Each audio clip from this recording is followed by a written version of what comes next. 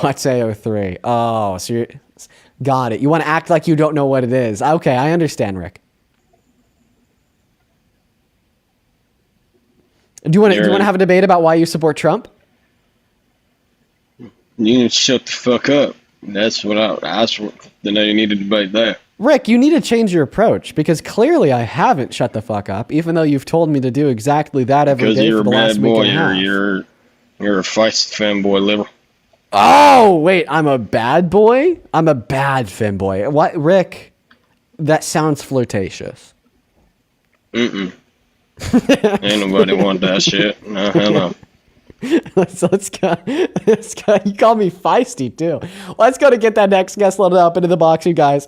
Only up inside of that queue if you happen to be an American adult that supports Donald J. Trump as president. I gotta give it to Rick. He's one of the more interesting guests that we have up here. Dude, I think I left him on for a little bit too long. He started to get a bit kinky there at the end. Hey, Dean, why are you such a fucking faggot? Okay, well, Chad's definitely a Trump supporter, everybody. We're going to go ahead and ban him for saying a slur breaking TOS. But, that's the way a lot of Trump supporters are, you guys. They're very bigoted. They're very hateful. And that's kind of what they base their personality off of. And that's what they base their political support of Trump off of. Hi, Kay. I love America. I love Trump. Yes, I support Trump, and I love America. Tina, thank you for the galaxy. How old are you? I'm 19 years old, June 15, 2006. I love America! I think that guy's trolling. We're going to move on to the next guest, you guys.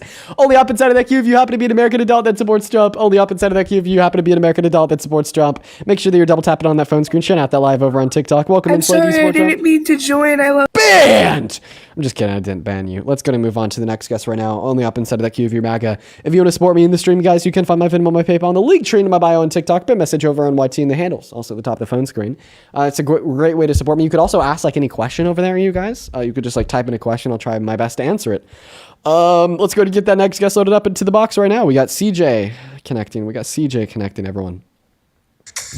Welcome in, CJ. Do you support Trump? I do, but I would just like to clarify that. No, let me clarify. I'm from Australia. Banned. Moving on to the next guest right now, you guys. Only up inside of the queue of your MAGA. You have to be at least 18, you have to be an American, and you have to be a Trump supporter. Those are the rules. Thank you so much for the $20 over on Super Chat. Chaotix, thank you so much for the love. Let's call you C. Let's get 200 CWs down below in the comment section for the 20. Appreciate you. See where the 20 says the spectrum of trolls needs to be studied. I know, right? It's kind of crazy. Appreciate you for the love, C. And then Sandra, thank you so much for the $30 donation over on Super Chat. I really appreciate you so much for the love and support, Sandra. I want to see some massive W Sandras down below in the chat. Shout out to C and Sandra. Thank you guys so much for the support. Same thing to Asia. Thank you for the $5 over on the VENMO. Appreciate you so much for that love. Thank you. Sorry, not Asia, Asia. That's what you corrected. Thank you so much. Nathaniel, thank you for the $1 who says, bad feisty femboy, take $1. Vivian, thank you for the $5 who says, King, I appreciate you, Vivian. It looks like we're all caught up. Welcome in, Brady. Do you support Trump? I don't know. I was a Trump 1, Biden, then Trump 2. I'm 30 years old, live in New York, but I'm kind of Dean. I'm taking a different approach. I respect you, respect your channel. I watch it all the time. I just need to have your opinion on this. I've lived in New York my whole life. I'm a fireman in New York City, work a regular job. It is the most expensive place in the world.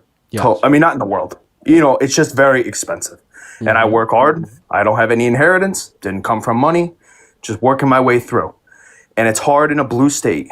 I agree with everything you've said, but I voted for Trump 1 because he was the outsider in 2016, right? He was not the politician guy. Obviously, pre-COVID, things were going well economically. He effed everything up during COVID. We all know that. Not going to be naive to that. So Biden was the best option there, no question. Then, economically, I was kind of just didn't really know. Gas was up. I got a mortgage on my house, 6.3%. Back when Trump won, I had my first mortgage. It was 3.3. So that was so literally, and this is very naive, and I sound stupid saying it, why I literally voted for Trump the second time. And now here we are in a clusterfuck, in a complete clusterfuck. Because of lower interest rates? Well, no, it was just for me, right? At the time when Trump ran the second time, I was 26. When Trump ran the first time, I was 18. Right. Then Biden, young 20s, bought my house in Trump 1, my first house. Sold that, bought my second house in Biden. interest rates was double my first one. So it's like I was voting with my pocket, right? Because Well, the reason why, the president doesn't control the interest rates. The Federal Reserve and you controls could not interest be more rates. correct. And the reason why we had higher interest rates under Biden was to qualm the inflation that wasn't caused by Biden, but was rather caused by the pandemic. I totally couldn't agree more with you. But hear me out on this last thing. But that just shouldn't give you. So if you agree with the points that I just made, then you should agree that the fact that there's higher interest rates under Biden had nothing to do with Biden. Therefore, it gave you no reason to vote for Trump. No, and listen, I have been standing corrected. Like obviously, so that's a point that you acknowledge you stand corrected on. Okay. Oh, 100%. I'm not. I'm very easily. Have you changed your mind on your support for Trump, or do you still consider yourself to be a Trump supporter? Oh no. I'm out on him. But okay, my I thing assume is, that you have like a question for me. Then, if you want to quickly ask a question, that's fine. But we are just looking for Trump supporters to debate Bradley. Yeah. I do have a question for you, quick, before we hop off. Was New York solid blue? Ben solid blue. I mean, when I got down here, De Blasio was the mayor. The governor told us back in COVID, if you're Trump supporter, go to Florida. Now she's like, you got to come back to pay for all these programs. People in Florida, it is solid red down there, and economically, it is 10 times better. What do you think is the Democratic plan to make it more affordable for middle class? I'm not saying like we need social programs, but if you don't need social programs, you work a regular job. What is their plan moving forward, and why should we vote for a Democrat in the next election? Okay. So first and foremost, the reason why a lot of Democratic big cities like LA or New York City are more expensive than smaller Republican cities doesn't have to do with the Democratic policy, but rather just because of, the basics of macroeconomic supply and demand. You have so much people. You said that New York City is the most expensive city in America. It's also the most populated city in America. So it makes sense. A lot of people, not enough houses, not enough food, not enough supply of goods or services. So therefore, the equilibrium price of those goods and services are going to go up. Now, the solution here is, once again, trying to reduce the prices of goods, trying to reduce the prices of properties. And that's something that I'd argue here that more progressive politicians are focusing on significantly more than those in the GOP. I mean, right now, the GOP is railing hard against countries like Iran, saying that we need to go to war with them, even though that failed last time. And that's shooting the price of oil sky high because they shot down the Strait of Hormuz, which causes the price of everything to go up. But they're also like pro-tariff now, pro-imposing tariffs on every other country in the world. Well, guess what? The Khalil Institute concluded that 94% of the cost of a tariff is inevitably passed off to the end consumer. So by default, we know that the right isn't focused on affordability. Okay, so what about the left? Well, if we just look at the politicians who've already won in special elections, like Zoran Mamdani, all they talk about is affordability. All they talk about is finding new ways to redistribute the collection of taxes to the average New York worker. I think that Zoran Mamdani did something pretty cool by turning around and giving people $30 an hour to clear the snow from the streets. All they talk about are ways that we could find to reduce the price of groceries, regardless of maybe that's, subsidizing the groceries by opening government-ran grocery stores, or passing anti-price gouging legislation, or incentivizing more business investment, so then they could find ways to uphold more productive capacities through innovation, thereby reducing the price of the products that they sell, turning more of a profit. Or even smart subsidies by subsidizing chip producers like the Biden-Harris administration did, so then they could open their facilities here at a cost to the government, not at a cost to the American consumer by the imposition of a tariff. So those are a handful of good ideas, but I'm sure that we'll see even more the closer we get to midterms and the closer that we get to the next presidential election. And I appreciate you for joining. Thanks, Dean. Keep doing what you're doing, my friend. You take care.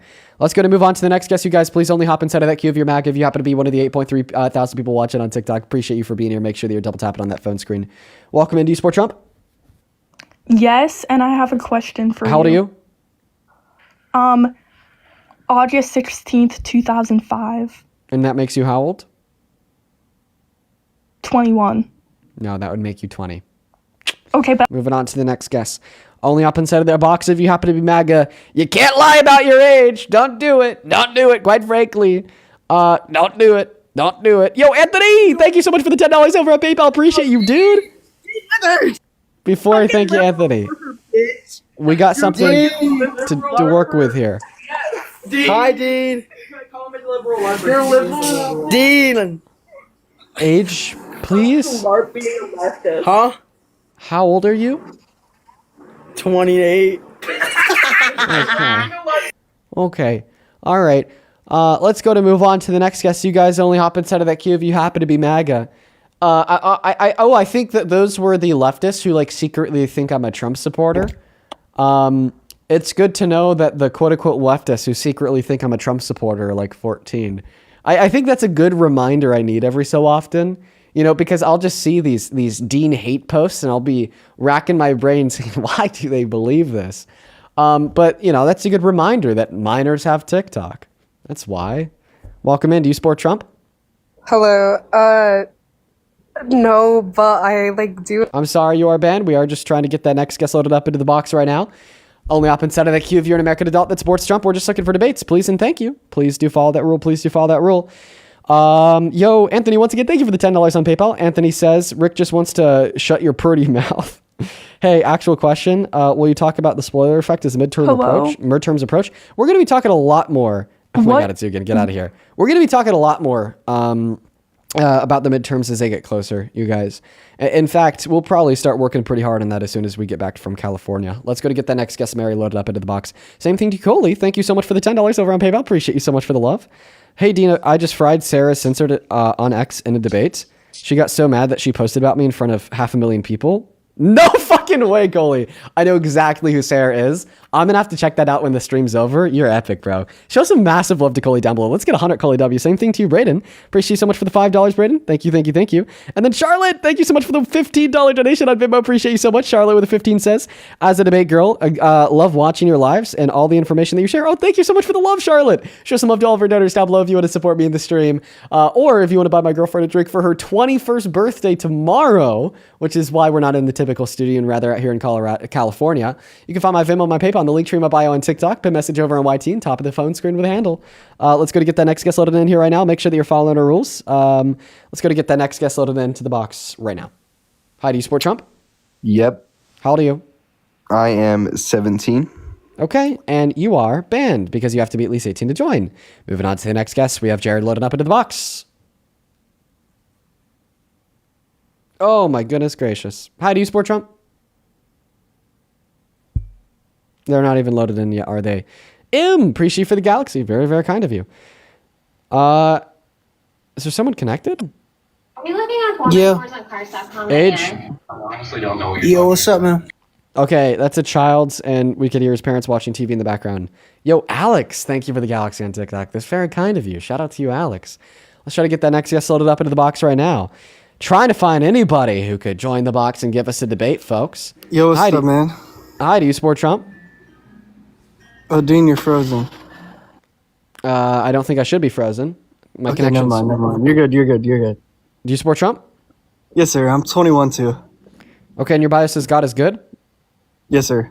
I think any good Christian wouldn't support Trump. He fucking hates Jesus. He hates the gospel. Yeah, I mean, I support him, but I don't support him. It's a back and forth. I don't know if you'd still let me up. Well, let's see if we could just figure out that back and forth. Jesus says the way that you treat those with lesser than you is the way that you're treating the Lord thy God. Donald Trump, but I hate nobody because the Bible says love thy neighbor as thyself. Which is why you shouldn't support Trump, because Donald Trump doesn't love thy neighbor. He rapes thy neighbor. At least that's what a court case determined 2 years ago. Yeah, but it doesn't say anything about hating nobody. Like, it doesn't say that you should hate. It says love thy neighbor as thyself. Okay. Come as you are. It also says come as you are. I'm not going to debate you on what it means to hate somebody and if it's appropriate for a Christian to quote unquote hate somebody, because even if you argue that you don't hate anybody, including Trump, that doesn't mean that you would make anybody, including Trump, president, right? Yeah. So okay, why do you support Trump as president? I guess some of his policies, I wouldn't say all of them. I would say all of them. Do you think that the good outweighs the bad, or does the bad outweigh the good?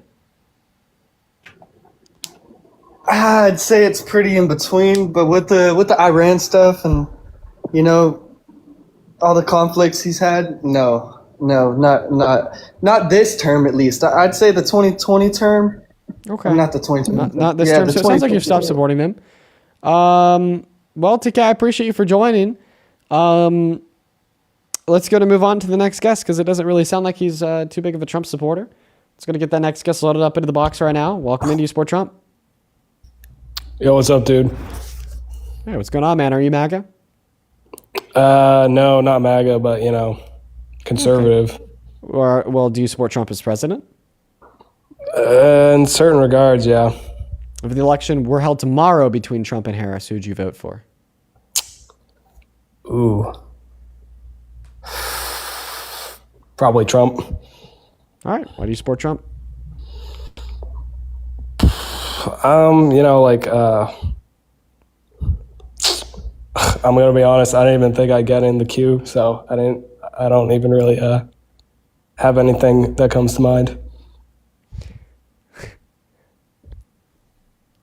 Then why did you tell us you'd vote for Trump again? I don't like Harris. So you like Trump more than Harris? Yeah, in most regards, yeah. The reason why you should like Harris more than Trump is because only one of the two has admitted to sexually exploiting naked girls. It wasn't Harris. The reason why you should like Harris more than Trump is because only one of the two has been found guilty of rape by a court. It wasn't Harris. Only one of the two has illegally hid Epstein files accusing them of child rape. It wasn't Harris. Only one of the two refused to pay out food stamp benefits for 16 million starving American children illegally. It wasn't Harris. Only one of the two gave full and complete presidential pardons to domestic terrorists who tried to kill cops on the steps of our Capitol. It wasn't Harris. Only one of the two killed 174 girls in a girls' elementary school in Iran. It wasn't Harris. Only one of the two passed economic policy that hurt the average American for the benefit of the top 1%. It wasn't Harris. I could go on and on all day. Yeah, I mean, but logically speaking, how do you even make a rebuttal against all those? Well, if the question is, dude, how the fuck am I supposed to make a rebuttal against all those? Then I think that you should see with perfection why you shouldn't support Trump. Because there's no rebuttal to the preponderance of fact that suggests he's a terrible president and the alternative was much better. Right. Well, my thing is I think you should make a distinction between people that are conservative, but also those that aren't complete, bootlickers with certain politics. Cause I don't consider myself a bootlicker, so to speak, with any particular person. Okay. That's not a rebuttal to the argument I just gave. If you want to give a rebuttal to the argument, I'm not discounting anything you're saying, to be honest. Okay, I'm saying how do you letting it sink in? Do you have a rebuttal to it at all? Well, I feel logically, how can you make any rebuttal that would make sense to that? Oh, well, if you can't make a rebuttal that makes sense, then you should concede. Well, I concede in that stuff. I'm not I don't see that dude as God. Okay, well, I appreciate you for joining us, Alex. And I appreciate you for conceding that Kamala Harris was better than Trump. Let's go to move on to the next guest, Harold. Hey, thank you so much for the $20 over on Super Chat. Thank you so much. Peas. Appreciate you so much for the $20. Let's get 200 P's W's down below in that comment section. Peas with a $20 says 20, not 200. Sorry. Peas with a $20 says, I'm watching you on my TV and my cat is on my TV stand. Every time you look to the left, it seems as if you're looking at her. DNC dues and supporting the grift. Thank you so much for supporting the grift, Peas. Yeah, I keep on looking to a hard left because that's where my laptop is that is managing the stream. But I appreciate you for the $20, Peas. Thank you so much for the support. Same thing to you, Marshall. Thank you for the $10 over on Super Chat. Huge shout out to Peas and Marshall. I think that we maybe have a couple people on the VMP, Venmo, PayPal. Let's check that out real quick. We sure do. Miss Lisa, thank you so much for the $50 over on Venmo. Lisa, that is actually insane. That is so fucking kind of you. Holy moly, my God. I want to see 500 Lisa W's down below in that comment section right now. Holy fuck. Lisa with a 50 says, your patience is admirable. Keep up the good fight. Thank you so much for the support, Lisa. I love what I do so much. I will never, ever put it down. I'll try to keep it up to the best of my ability. I mean, fuck, look at me. I'm on vacation in California on the beach right now. And here we are talking to Trump supporters about why they support the Orange Maniac. because I love it so much. Thank you so much for the support, Lisa. Same thing goes for you over on PayPal, Aaron. Thank you so much for the $5. Todd, thank you for the $1.40. And with that, we're all caught up. If you want to support me, you can find the V and the P, the Venmo, and the PayPal, and the link tree in the bio on TikTok. Pin message over on YouTube, top of the phone screen with a handle. Take it away. Tell us why you support Trump Harold. Because he's not that bad, man. You know. How old are you? I'm 38. Are you trolling? Nah. Trump, No, I'm getting troll vibes. Let's go and get that next guest, Austin, loaded up into the box. And if he's not a troll, then I don't think I really want to debate him. I'm not trying to rot my brain, dude. Let's go to get that next guest connected into the live stream right now. We got Jeffrey loading up in the box. We got Austin loading up in the box. Let me know if you're MAGA down below. Don't be scared to join. Like somebody named Justin just commented in that chat, W Trump, W Trump. I sent them an invite and they're not joining. What a scaredy cat. You guys have a whole lot to say in the comment section, but you won't join the live and say it to my face because you'll get cooked is kind of how it goes. Once again, for the 10,000 people on TikTok, make sure that we're double tapping on that phone screen and showing out the live. I just kicked somebody else in your name, Luke. I thought that other guy, Jacob, was doing the CK song. So I kicked Jacob, but it was you, Luke. Let's go to get the next guest loaded up into the box right now, you guys. How do you support Trump? Crazy Jersey. Apparently not. Moving on to the next guest. Welcome in, Santana. Oh, how's it going? Dude, it's going great. How are you doing, bro? Oh man, I'm glad that I finally made it back to the West Coast. It's been crazy. It's been a crazy week. Yeah, man, I saw you in that queue. Oh, I forgot you can drive the reboot, man. That's so stupid. Jacob, how old are you? I'm 19 years old. Okay, can you stop fucking with your phone? You're over here. I'm 19 years old. Can you just hold it up straight? It's up to my mouth, actually. Perfect. Do you support Trump? I do. Okay. All right. Yeah. I mean, I saw you saying so down below in that comment section. You're dropping the W Trump, right? Yes. Okay. Can you go in a different room than your screaming friend on Call of Duty? Yeah, that's my roommate. But anyways, no, sorry, Santana. We got cut off by Jacob there. Hope you're well, bro. Happy to have you up. Thank you for being here. Absolutely. Thank you for having me. Jacob, take it away. Why do you support the worst president of your 19 years of life, Mr. Dipey Donald? What was that? Why do you support the worst president of your 19 years of life, Mr. Fascist Trump? Well, let's ask the question, why do you think he's the worst president? What would Kamala Harris have done better than Trump is already doing? Yeah, sure. She ran an economic reform that would have cut taxes for the average American. Donald Trump is taking their purchasing power away and giving it to the top 1%. She ran on economic reform that would have led to the conclusion of imposing tariffs on all of her allies, which ultimately caused an essential tax hike for the average American, unlike Donald Trump. She ran on policy to strengthen our transatlantic allies and partnerships, unlike Trump, who's destroying them day by day, and about a billion other things too, right? But the purpose of the debate is to hear you and why you support Trump. So take it away, please. All right. Well, I guess I'll start with his bill that he passed, where he stopped the income tax from tips for waiters, waitresses, stuff like that. I think that's incredible. That gives more income, more to the pocket. You can't tax that anymore. That's awesome. No more Social Security taxes. What? That's literally in the big, beautiful bill, buddy. If you read this, you'd know. And you said something about Trump bombing schoolgirls in Iran when it was a confirmed post by Iran that said that they had a misfire missile from the base next to that school. Yeah, this will be really easy to clear up. You just have a bit of an echo. Okay. Test? Test. Yeah, it's still kind of there. I'm going to put you on mute while I'm talking. So you're saying that Iran confirmed it was their missile that killed the girls' elementary school. That's not true. You saw a shitpost on Twitter and you treated it as fact. If you go to Google, you type in fact check, did Iran admit to bombing girls' elementary school?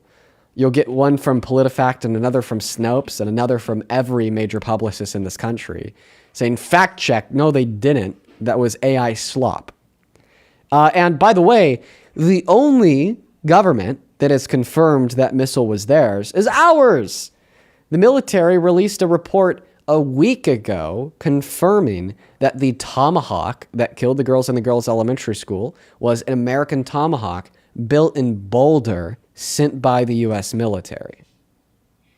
There's only 3 countries in the world that have the ability and or has the ability and the authorization to use Tomahawks, and Iran is not one of them. So, yeah. He said a lot of stuff that was wrong too.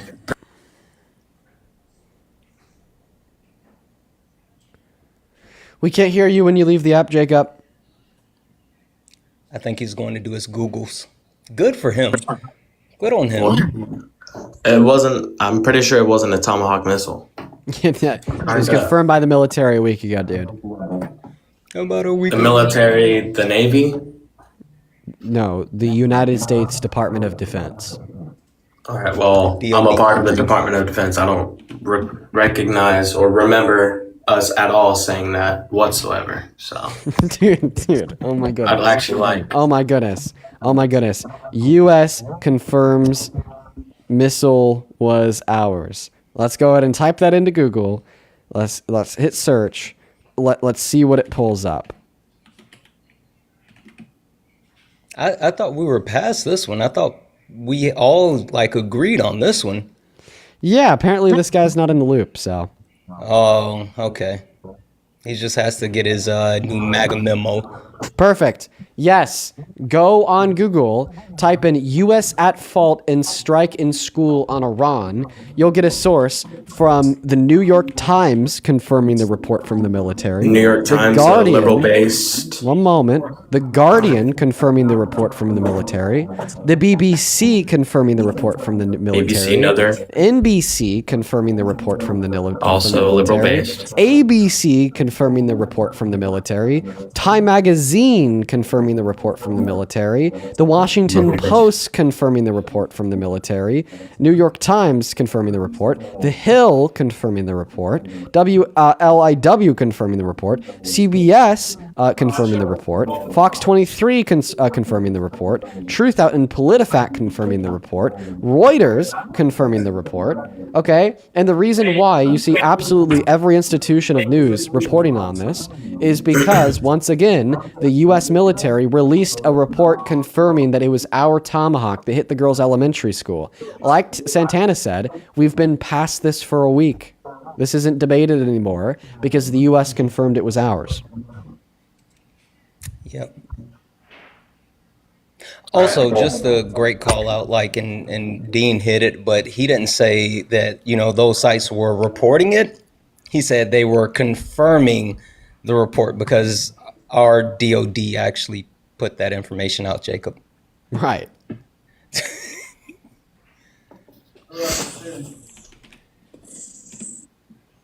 Hello? Hi. Hello. All right, sorry.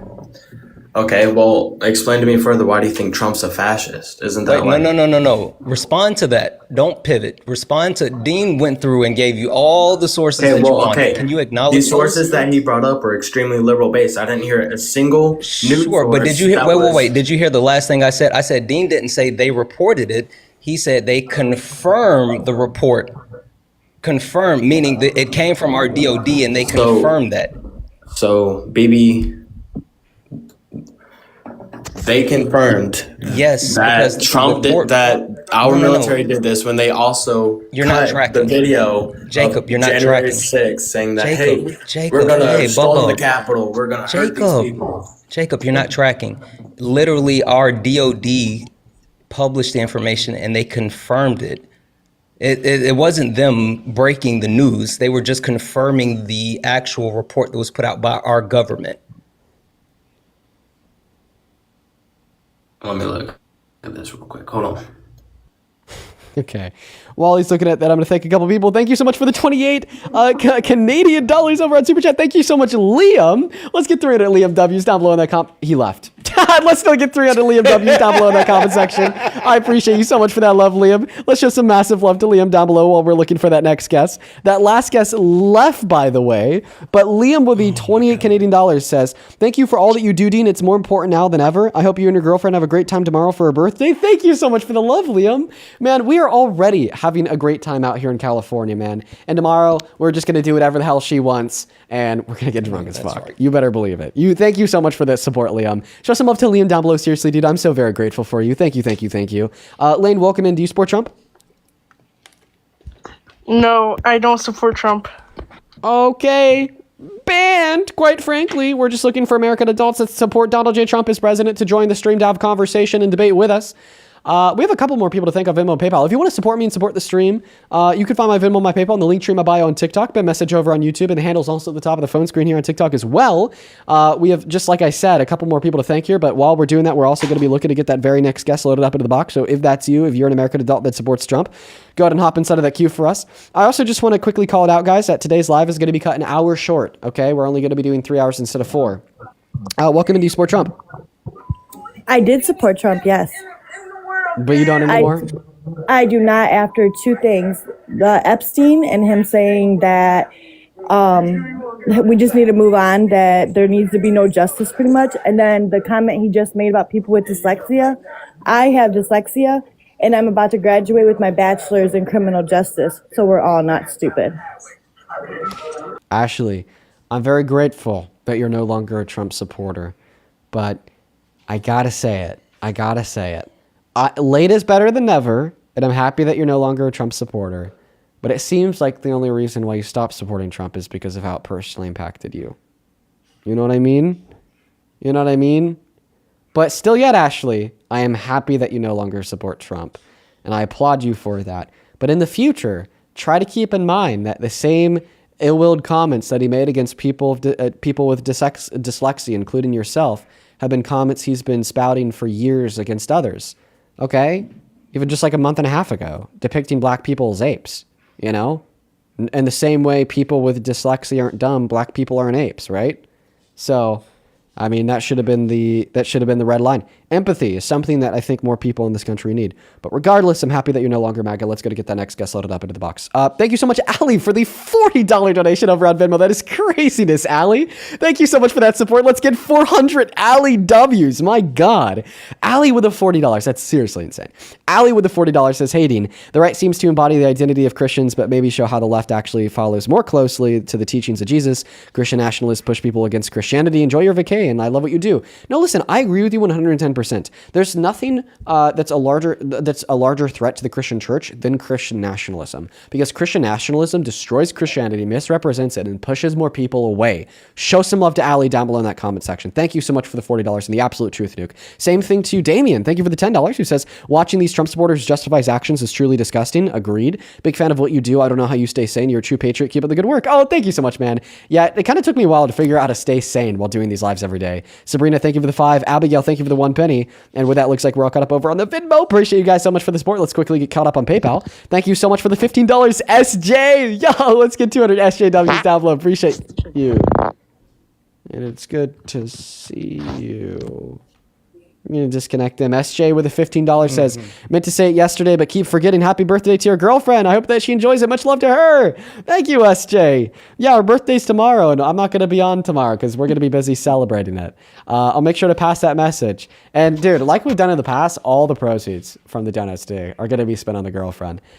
Kara, thank you so much for the $40 over on PayPal. I appreciate you so much for that love, Kara. Let's get 400 Kara W's down below. That is crazy.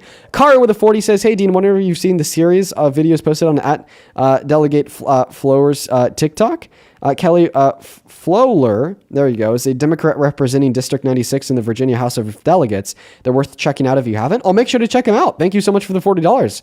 I'm not familiar with them. Then, of course, Aaron and Taryn, thank you for the $4 and the $3. We are all caught up. Let's get that next guest loaded up into the box right now. Okay, this person's name is Trump 2028, and then the profile picture is Charlie Kirk. Very, very high chance that they're just trolling. Do you support Trump? Oh, no, they left off. Oh, yes, sir. Yes, I do. Okay, how old are you? 18, December 17th, 2007. Okay, is this a troll? No. Oh, God, you got a lot of growing up to do. Crazy to Alright. believe you're 18. Why do you support Trump? You know, I support the lower gas. You know, he's not in the the Epstein files. I don't believe it because they said Joe Biden died in 2019. So, like, come on, Dean. Joe Biden died in 2019. What are you In the referencing? Epstein files, there's an email that said he was an actor and he got executed in 2019. Oh, so like they're just resharing the same article that Trump did on his Truth Social. I mean, if it's in the Epstein, I mean, it's released by the DOJ though. So. Yeah, but the Epstein files are just a catalog of the emails sent to and from Epstein and co. So I mean, it doesn't doubt me that somewhere within this crazy lunatic's emails, they're just gonna populate a news article that did say Biden was killed and then replaced with a robotic clone. By the way, Trump actually shared that news article to his Truth Social like 6 months ago. That And wasn't then a the news first article. It was an email in the Epstein files. Yeah, someone's saying it. Okay. No, it was, I don't understand it with this. Like, I don't think that you know what the Epstein files are. They're just a collection of emails. I mean, yeah, but like that's like saying Donald Trump didn't actually do what he allegedly did just because it was in the Epstein files. Like, what if Joe Biden actually did die? Then what? Okay. Wow. Okay, so you're just like full on Q? What are you talking about? You're QAnon. Like you think that Epstein died. That Biden died and was replaced with a clone. I don't think he did. That's what I'm saying. I don't believe anything like that are in the files. So I'm saying. I don't understand why that Trump, makes you doubt the validity of like the victims who won millions from Epstein's estate, or like the pictures and the videos of like men raping kids. Well, I'm not like discrediting everything, but there's no pictures of Donald Trump doing anything illegal. Okay. Well, what there is credible accusations against him. There's an accusation that Joe Biden died in 2019. We can't really say. Yeah, but was that accusation investigated by the FBI and then deemed credible? No. Okay, but the one against Epstein, the one against Trump was. Not to mention that Trump has a history of sexual violence. Would you stop supporting Donald Trump if you knew for certain he was guilty of sexual violence? Yes, I would. You would? Okay, perfect. Mm-hmm. So you should stop supporting him right now because in 2005 he admitted to sexual violence when he told Howard Stern that he would just barge into the dressing rooms of naked women and girls to then look at them while they were naked at Miss Teen USA and Miss USA. Can I tell you something, Dean? You tell me. I actually met Parker last Tuesday, and I'm not actually a Trump supporter. I just like really like both you guys. You know, okay. Absolute waste of time. Let's go to move on to the next guest. We got the next guest loaded up in the box right now. Only hop inside of the queue of your MAGA. Yo, bro, I don't even need to click on the donation to know who it is because you were literally always in here supporting Miss Wendy. Thank you so much for the $50 on Super Chat. I appreciate you so much for the fucking love, bro. Let's get 500 Wendy W's down below in that chat. Oh my God. Thank you so much, dude. That is huge. That is so much money. That's so kind of you. I don't deserve that much love, Wendy. Wendy with the 50 says, happy birthday, lucky woman. Appreciate you so much for the $50, Wendy. Yes, happy birthday to the girlfriend for real. We won't be live tomorrow because that's the day of. We're going to be celebrating. So I appreciate everyone so much for the kind birthday remarks, directed towards her. And all the donos, like I said, I didn't even mention the birthday. We're going to be going to her. Thank you so much for the $50. Welcome and why? Do you support Trump? Yes. How old are you? 25. What year were you born in? Well, that year is not really established yet, but...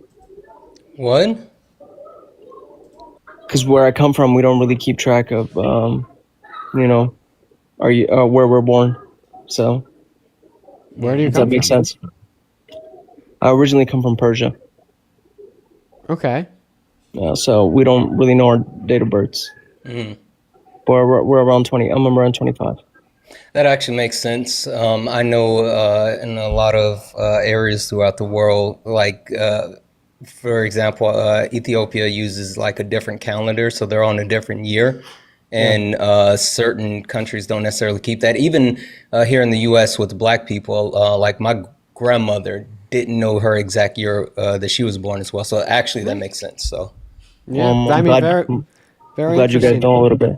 It's just that we're not allowed to celebrate our birthdays lot of either. it. Yeah. Oh, that's not. That's good.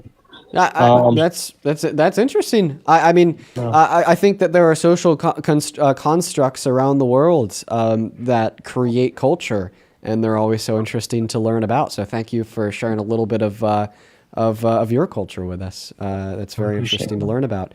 But you're a Trump supporter. Take it away. Tell us why you're I think Tucker is growing on me. Tucker is asking questions and answering questions that I think a lot of us, even when we try to get to people, I think about Israel, about just everything overall. Because I think we stay so superficial on the surface of just so technical answers and questions about this, and that I think a lot of people are hungry for the why.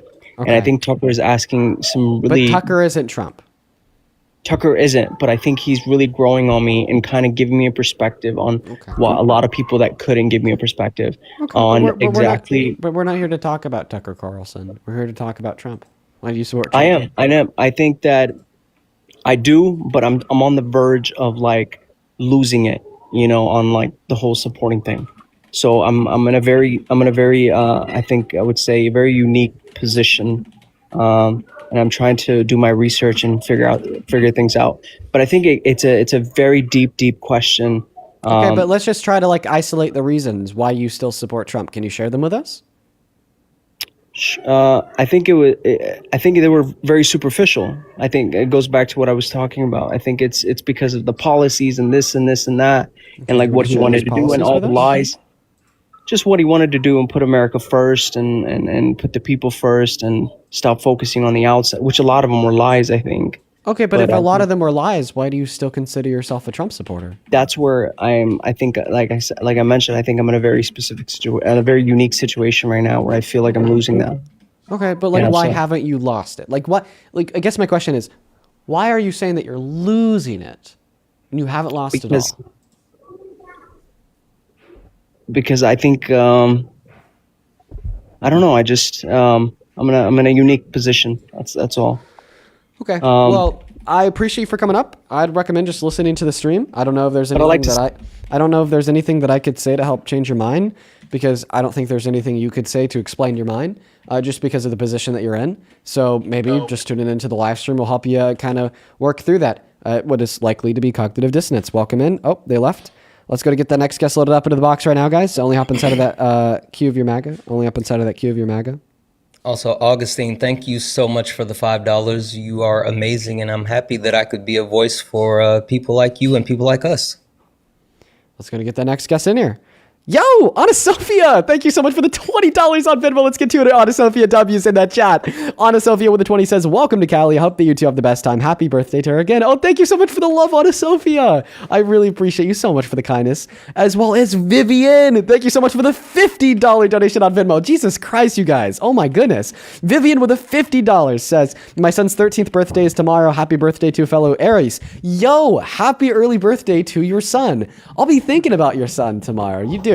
I mean, birthdays are going to be on my mind, so happy early birthday to your son, Vivian, and thank you so very much for the incredibly kind $50 donation. I'd really appreciate it if everybody watching could please show some very extra special love to Vivian down below. Same thing to Erica. Thank you for the $20, who says, with all the money that you have to buy your girlfriend drinks, you're going to need some for recovery supplies for the next morning. Happy birthday to you. Gatorade, yes. You got to hydrate.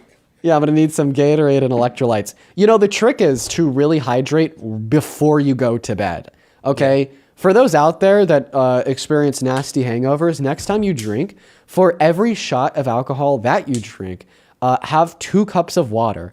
I understand that sounds like a lot of water, especially if you're throwing back quite a handful of shots, but do it. It doesn't matter if it hurts your stomach or makes you pee like 1 billion times before you have to go to bed.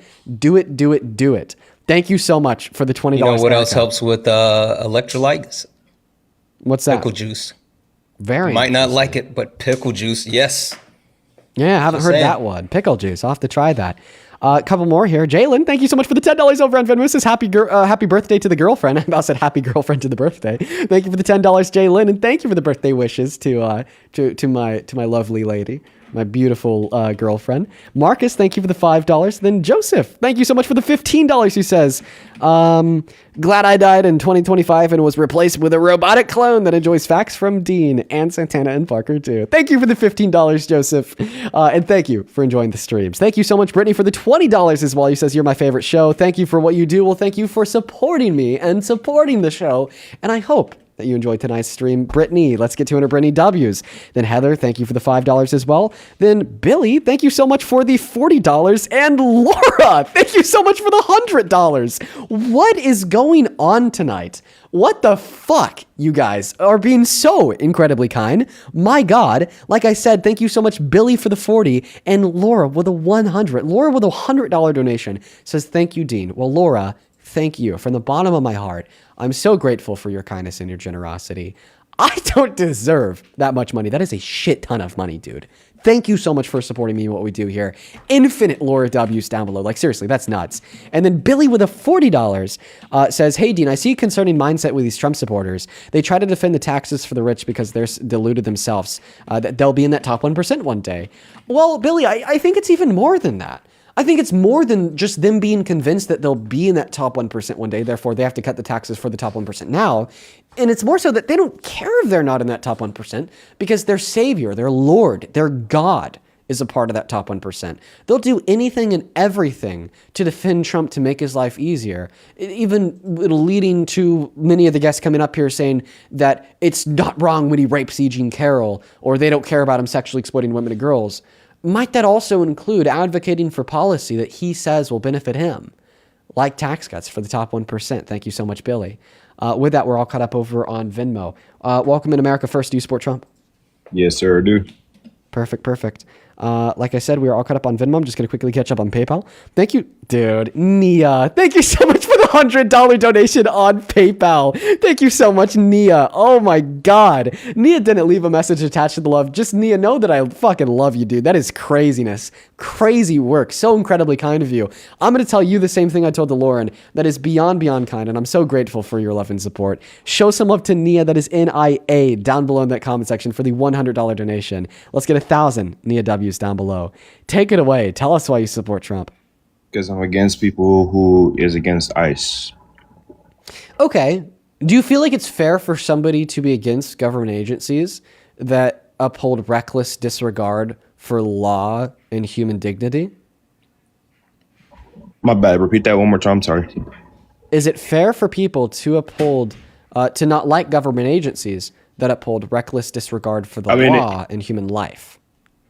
It is fair, but the reason why I support ICE is because, I'm not going to forget about the Americans that were actually unalived by immigrants, illegal immigrants. You can't forget about those, and people will be like, oh, not all illegal immigrants commit crimes, but at the same time, we still have a really big number of Americans that were actually taken out by illegal immigrants, and we can't forget about that, and that's why I support ICE. Okay. And why? Yeah. Okay. But you did affirm that it's okay to not like government agencies that uphold reckless disregard for law and life. And that agency is ICE. Okay? They uphold reckless disregard for law. They arrest people without warrants. They racially profile people before they detain them. They uphold reckless disregard for life. They don't care if the asylum seekers they're arresting are going to be tortured in CCOT. And they don't care if they put 12 bullets in your back like they did to Alex Preddy, Keith Porter, or Renee Good. And on the flip side, you're telling us that regardless of these facts, you still support them because they arrest the murderers. Okay? Well, I think that they could arrest the murderers without upholding reckless disregard for law and life very easily. So because they're arresting the murderers at a very low percentage, by the way, the vast majority of the people that they go after don't have any violent crime on the record, and they do so while upholding reckless disregard for law and life, I think it's very fair to not support them. Also, just one other thing, like Donald Trump, his inner circle, he's already been telling people privately that he feels like they've went too far with ICE. So like even now, Donald Trump isn't supporting ICE as much as you are. Like they've literally started passing memos saying the mass deportation effort that they're following through with is no longer going to be at the same rate. And he also feels like they went too far. So like now you're extreme compared to Donald Trump. That's fine with me. Because if I was in charge of ICE, I would run it way more extreme than it is now. But you're not. Yeah. Well, what would you do that's more extreme? Oh, I wouldn't allow any immigrant. I'm telling you, we would have stops where we check your papers and everything, and it would be mandatory. I wouldn't allow anybody in this country. Borders would be completely closed. I would have stops where we check your check for papers. If you don't have papers, you will be deported right back to your country. No. So you just think delay. that you just think that immigrants are like the largest threat to America? No, I don't think they're a largest threat to America. Actually, I know there's a bigger threat to America. We can get to that in a little bit, but right now they are a part of the threat to America because they are. So how do immigrants hurt this country? I'm not saying immigrants hurt this country. That's kind of twisting my words. Illegal immigrants, they should not be here. So how do undocumented immigrants hurt America? What's one material benefit of mass deportation? Having saving our identity as Americans, pretty much. What's the American identity? The identity to be able to be free, to come here the legal way, and to live the American dream. To live the American dream. That's key in keeping our identity safe. If we racially profile and murder, and then deport people to CICOT in El Salvador, you're arguing that we'll uphold the American identity of freedom. Wait, what'd you say? You're saying that if we racially profile to arrest people, if we murder, like ICE has done to keep Renee Good and Alex. Who said anything about racially profiling? You're the only one that said that. ICE is literally doing that. I mean, they're quietly. They are in accordance with the procedures of the Department of Homeland Security, using race as an identifying factor to make detentions of undocumented immigrants. I honestly think that there's really nothing wrong with that. Honestly. Yeah. Dean, I was just about to say you're absolutely right. That would be upholding the culture of America because that's literally our history. So I think he's right on this one. Should we judge people based upon the color of their skin or the content of their character? Actions. So the content of their character? You can say that. Not the color of their skin. So then you should find there to be something wrong with racial profiling, because by definition, that's judging somebody because of the color of their skin, not the content of their character. You see, I wouldn't really judge anybody on their color of their skin. That's honestly. by definition what racial profiling is, though. Yeah, but I wouldn't really judge anybody on the color of their skin as based on if you came here legally or illegally. We should be able to racially profile. Because racially profiling is by definition judging somebody because of the color of their skin. By definition. No way around that one. Okay. Okay, so no racial profiling. I guess you can. I mean... Good. I'm happy I got you to concede on that. I mean, it's a group of people that I'd rather not be around. So... I just say that. Immigrants? No. Would you rather leave your children with Trump or the average undocumented immigrant? Why would I leave? In what situation would I leave my children with Trump? That's hypothetical. Let's be realistic. Would you rather leave your children alone in a room with Trump? Oh, yes, we are. Yes, we are. Would you rather, hypothetically, leave your children alone in a room with Trump or the average undocumented immigrants? Okay, because you're scared. No, because I would rather stay on reality. And it's because in reality, undocumented immigrants are 2.5 times less likely to commit a violent crime on American soil compared to the average American citizen. No, and Donald Trump isn't just more likely to commit a violent crime on American soil, but he actually already has. Mm-hmm. Well, first off, I'm going to say that I like to stick with reality on this whole entire situation. I'm going to be so serious with you. It helps us better explore reality. You're just dumb. I just wouldn't. It should not be this hard to agree with us as Americans not wanting people to come here illegally. Wait, but I think Dean is just trying to call out the hypocrisy in the sense that, like, in all actuality, undocumented immigrants are more than likely to be safer around children than Donald Trump is. The president of the United States of America is a predator and more likely to harm children than undocumented immigrants. Allegedly a predator. No, he's a predator. That is you guys' opinion. No. Fact. Yes. Donald Trump No, Donald Trump being a predator is not a matter of opinion. It's a matter of a fact. Yeah, but I don't Yes. believe. I believe Can I that the whole. finish? I believe that the whole entire argument that we were having was about ICE. So let's not use the hypotheticals. Let's not get off topic. Let's stick to ICE. So first and foremost, hypotheticals are very, very important for you. good debate. The reason why No, hypotheticals. Are you going to continue to interrupt me? You know, I'm gonna be quiet. Go ahead. Hypotheticals are very important for a good debate. The reason why they're important are because they allow us to explore each other's thoughts with logic in a principled manner, and that's very useful.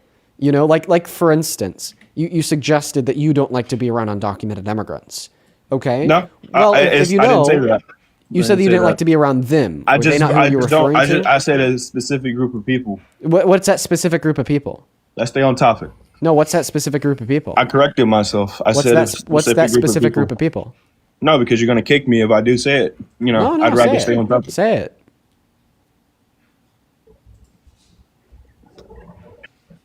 Let's stay on topic. No, tell us what specific group of people. No, because I know what you do. You'll kick me as soon as I say it. Let's just stay on topic. all right? No, let's hear it. What? Like, let I me mean, just as say long the as you question. don't slur and like. No, I'm not gonna Right. slur. I'm not gonna All right, slur. then but say it with your chest. chest. I've seen you do this in this type of situation. Just where Then you say it with your chest. I don't know. Like, what are you gonna say? I don't. I'd prefer not to be around any, let's say, Muslims, Jews, etc. So, Wow. Okay, so There, Muslims I and said Jewish it. people. well, some Jewish people. Some Jewish people. Yeah, my lawyer's Jewish, so I can't say all. Wow. It's fucking wild. Oh, okay, so you don't like being around Jewish people that don't benefit you. You can say that. Okay, so why don't you like being around Muslims and Jewish people that don't benefit you? Mostly Muslims, though. I guess I can tolerate some Jews. Jewish Okay. people. Why don't you like being around Muslims? Because when my church did a march actually, and it was a peaceful march around the town, and it was pretty much a counter protest against the Muslims, and they started throwing stuff at us when we were just doing a peaceful march, and it kind of went violent. Did you guys have tiki torches? You said what? Did you guys have tiki torches? No, we was just holding up signs that was saying Christ is King and holding up the cross, and then we got stuff thrown at us, and then people ripped the Bible out of my pastor's. I could name hand. about a billion scenarios, like just in American history, of one group protesting, and then the other group trying to hurt the first group that's protesting, right? Like black people not even protesting, but building Black Wall Street, and then having white supremacists burn it down. Let's see here. Civil rights activists protesting, then Proud Boys burning it down, or just like a billion combinations. It just like we could always identify one. We don't have to go that far back. And then the other group getting mad and throwing shit. Like, what does this mean about Muslims as a generalization? Like, there's nothing within the it's because Islamic every religion time I which debate- necessitates all followers of said religion to throw rocks at Christians. The Christian religion, per Leviticus 22, actually necessitates you throw rocks at gay people. So it just sounds like a critique of your own view. Can you show me that? Yeah. Leviticus 22 verse 8. No, Leviticus 18 verse 22. Also, I just love that, people who claim to be Christians end up being like the ones that push the most hateful rhetoric. Like that I could have sworn that, in order to bring people to Christ, you're supposed to, be judged by your fruits, and like people who claim to be Christians, a lot of time your fruits will spoil. I never claimed to be a perfect man. Yeah, I'm and never on a top of perfect that, hush, please. On top of that, Santana, WWJD. What would Right. Jesus do? Jesus was willing to eat with a leopard. Yeah. Jesus was willing to dine with a sex worker. Jesus tried to turn a Pharisee into his apostle. Okay? The people who are trying to kill him And I hate this modern Christian grotesque misconstruction of the gospel and of Jesus's teachings, that we should all be tribalistic assholes. And if there's someone who doesn't follow or believe in exactly what we do, then they deserve to be sent out. When Jesus felt like someone was like portraying the religion the wrong way and you know, not being faithful servants and treating his father's house the right way, he flipped over tables and chased them with whips. So you're talking about throwing stuff and snatching the Bibles out your hand. Maybe you guys shouldn't be so hateful, and you know, they wouldn't start flipping tables. So us doing a peaceful protest is hateful? Are you serious right now? And then even about this guy's story that a group of Muslims threw rocks at him when he was peacefully protesting. It was a counter protest. Hush, thank you. You're still not speaking. What does the Bible say? Why do we forget to turn the other cheek? I mean, like I just said less than a minute ago, the people who weren't just trying to throw rocks at Jesus, the people who were trying to kill him, the Pharisees. Jesus went to them and he said, dine with me, eat with me, become one of my apostles, follow me. I don't care that you're trying to kill me. I love thy neighbor and I love you. Now, even about the story, that even if we reject the notion of turning the other cheek, okay, Muslims aren't a monolith. Nope. One Muslim or a group of some Muslims don't speak for all Muslims. There's absolutely no reason why, for instance, you should make the judgment that you wouldn't want to be around my aunt because I have an aunt who's Muslim. Because some random fucking Muslim who's never met my aunt, that my aunt has never met herself, threw a rock at you 5 years ago. Yeah, well, Paul never turned the other cheek, and I think I'm more like him. Paul never met Jesus. I'm gonna tell you this. Paul never met Jesus. Did you know that? Never turned the other. He never turned the cheek. You see, and the thing is, so you and Paul are heretics who don't listen to Jesus because Jesus told you to turn the other cheek. That's heresy, bro. Yeah, okay. Look, absolute. All right, look, listen here. We're going to stay on topic about the ICE subject because when it gets religious, we're going to be here for a while. Yes, because as soon as we start talking about Jesus and his teachings, you fucking scream and wither like the Wicked Witch of the West having water. You know what I'm saying? This is exactly why I wanted to avoid this conversation here because it's going to be so one-sided on you. But wait. If you're a Christian and like you're supposed to actually preach the good word, I mean, there's like over 11,000 people here on TikTok and then more on YouTube.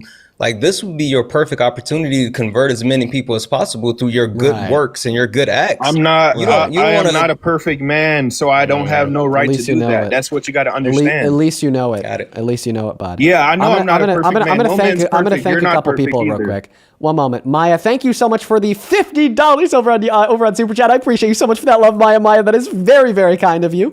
Maya with a $50 says, happy birthday to your girl. If you go to a bar, if you go bar hopping, have her get a Scooby snack. Yes, I will absolutely. I think I've had a Scooby snack before and they're pretty good. Thank you for the $50 and Maya. Let's go. Let's get 500 Maya W's down below in that chat. Do you think that I could get a Maya W from you, America First? Oh, who was it? Maya. Oh, W Maya, I guess. God, Berg, thank you so much for the $20 over on Super Chat. Berg with the 20 says, I've never done this before, but I honestly think that you have a really amazing future. Keep it honest and real. Thank you so much for the love, Berg. Well, I am very grateful to be the first live streamer you've donated $20 to, and thank you so much for supporting me in the work that we do here. Please show some love to Berg and Maya down below in that comment section, everybody. Once again, that is Berg and Maya. Over on Venmo, thank you so much, May, for the $40. You guys are going crazy tonight. Thank you so much, May. Let's get 400 May W's. May with the 40 says, happy birthday to your girlfriend. In relevance to the Christian extremism talk, I'm making a documentary about women who've left the faith and are rebuilding their lives outside of organized religion. Would love for you to shout out our film. I'm going to check it out first. And if it's something that, just passes the general checks, okay, this looks good, okay, this is right, okay, this isn't bigoted or crazy, I will happily give it a shout out. Thank you for the $40. Irene, thank you for the $2. And then Joseph, thank you for the $20, who says, my family escaped Germany. And what the last guest said about checkpoints and asking for papers would scare the fuck out of me. Because that's exactly what the Nazis did. Thank you so much for the $20. You're absolutely right. Alyssa, thank you for the $2 who says, I'm in your queue. My MAGA dad is willing to debate you. Okay, Alyssa, you're next. What's your TikTok profile picture look like? I'll happily have you up next. And then Kara, thank you for the $16 on Venmo. Says it's my 16th wedding anniversary tomorrow, and I thought that I'd send your wonderful girlfriend a gift. I'm sorry it couldn't be more, but I hope she has a great day. Well, that is so very kind of you, Kara. Thank you so much for the $16. That'll definitely find its way to her. Shout out to you. Same thing with Brittany. Thank you for the $5. And by the way, Kara, happy wedding anniversary tomorrow. I hope that you have a great, great day. Over on PayPal, Lucille, thank you so much for the $50. Let's go. Oh my God, Lucille. Oh my God, to all of you guys. Thank you so much. Lucille with the $50 says, last night I sent a Parker a donation message that you and him should consider going on college tours like Kirk did. The Dems in the country needs you. Please consider and discuss with Parker more. You guys could unfuck some stuff, Dean, if you do that. Like, that may... you funny motherfucker. You funny motherfucker. Yeah, we could go unfuck some stuff, Santana. Yeah. Yeah. That's gonna be one of the best jokes you've told in a long time. Really quick, Vivian, holy shit, thank you so much for the $50. I appreciate the hell out of you. Thank you. Maria, thank you so much for the 20. Hayden, thank you for the 1. And Roxy, thank you for the 1. I got it. Thank you, guys. I appreciate it. Dear God. Oh my God. Okay. But we can laugh about this now, right? Like, I feel like we can finally laugh about it. Yeah, we can. Yeah. What a crazy. Holy shit. What a crazy. You know, the craziest part was the NDAs. Oh my Remember God. that? They were so bad. Yeah. Whoa. Oh, yeah. For those of you who know, you know. By the way, also, just something to call out real quick.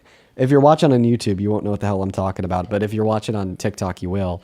Look at the top of the phone screen with this top bar. This is just a still screenshot I took to make the stream longer. Like more vertical, and you could just tell how it's already gotten darker in the time that we've been on. I feel like this is much better lighting than that lighting that we had earlier. But anyways, back to you guys. Everyone's saying to check his bio. I'm getting called a lot of. You got some professional people in your. Yeah, it's fans. the America Right guy. I forgot about you. I've already had you up. Yeah, you got some professional people in your as fans. They're calling me hard R and sending me my location. Yeah, no one who would call you the hard R is my fan. No, I'm being so serious right now. I can send you. I will literally personally send you screenshots of everyone that's doing it. Not even joking. Okay. Well, like I said, no one who's calling you the hard R is someone I'd consider a fan of mine. Yeah, sir. And then someone actually sent me my location, so that's kind of weird. Yeah, you got America Reich in your bio. That's okay. I just want to make this known. Anyone pulls up is. Why is that okay? No. I'm just saying, if someone pulls up, is. Do you support the Third Reich? I support America.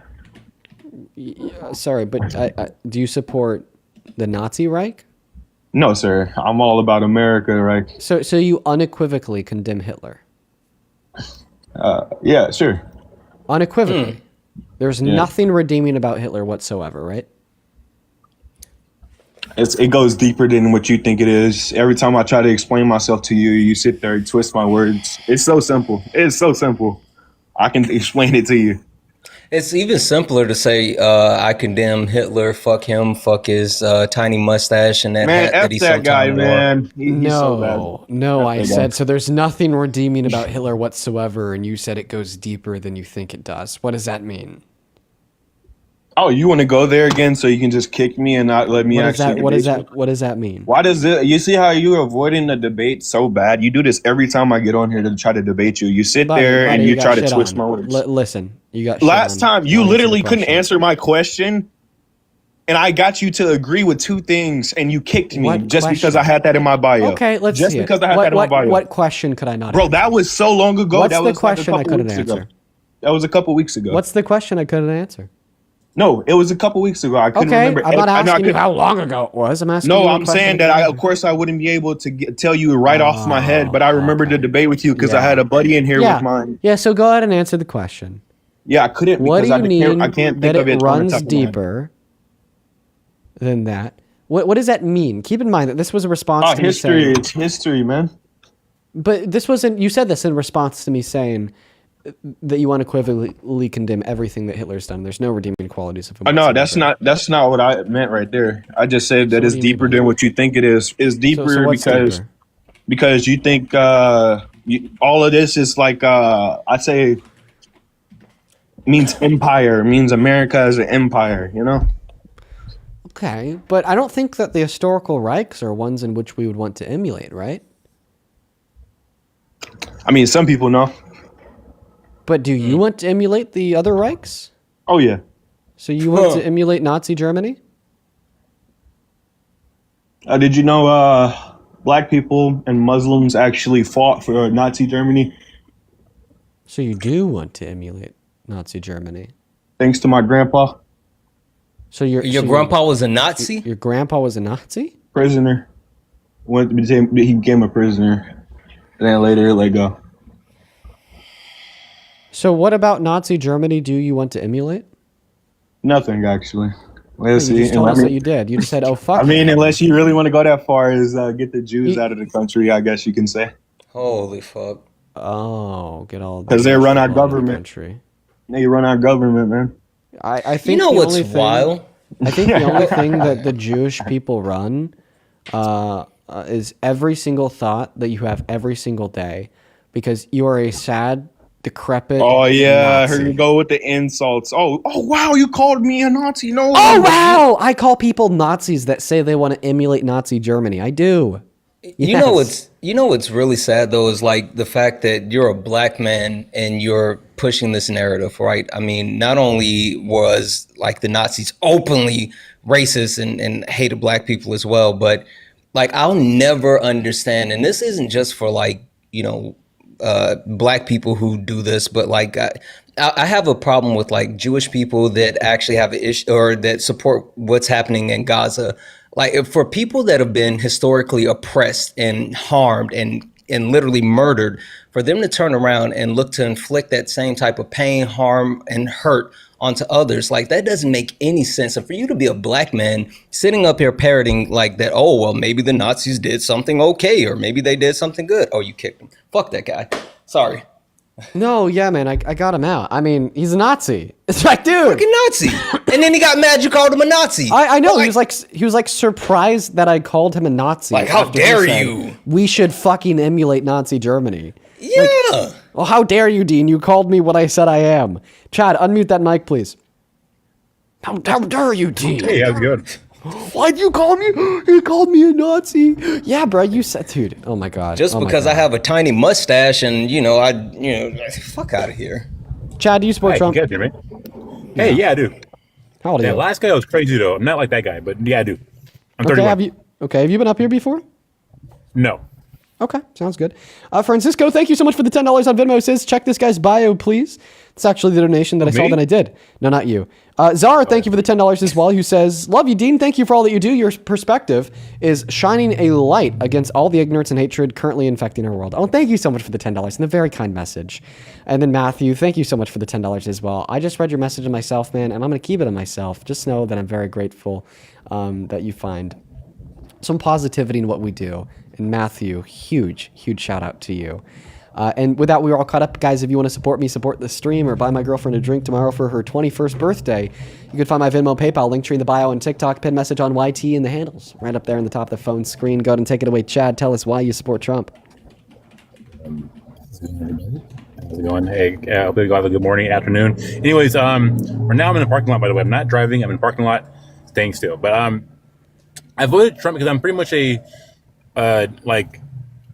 how can I explain this, right? So I feel like while the libs kind of cry about my feelings, though, and system that, system this, I took the red pill like Morpheus, right? And so like I'm not falling for this giant commie scam ran by weak estrogen maxed globalists who want men to be soy boys, right? And women to be. He's hitting all the buzzwords. All of them. Holy shit! Hit a couple more. You somehow gotta work in like looks maxing. Yeah. You somehow gotta do it. Oh, and Femboy. So they could you somehow?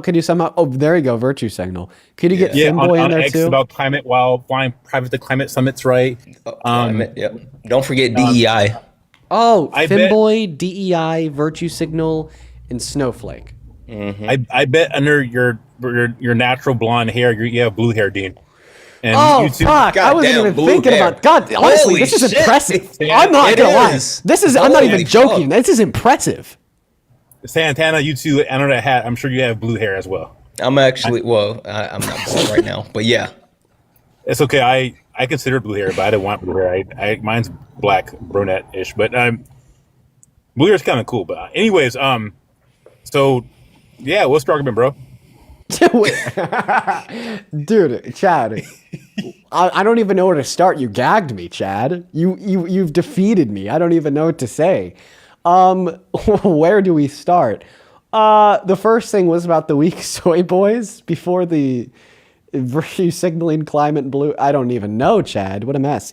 Do you think I'm a weak soy boy? I mean, honestly, I think you and Santana are not soy boys, to be honest. You guys give me like really confident vibes, to be honest. But like, I mean,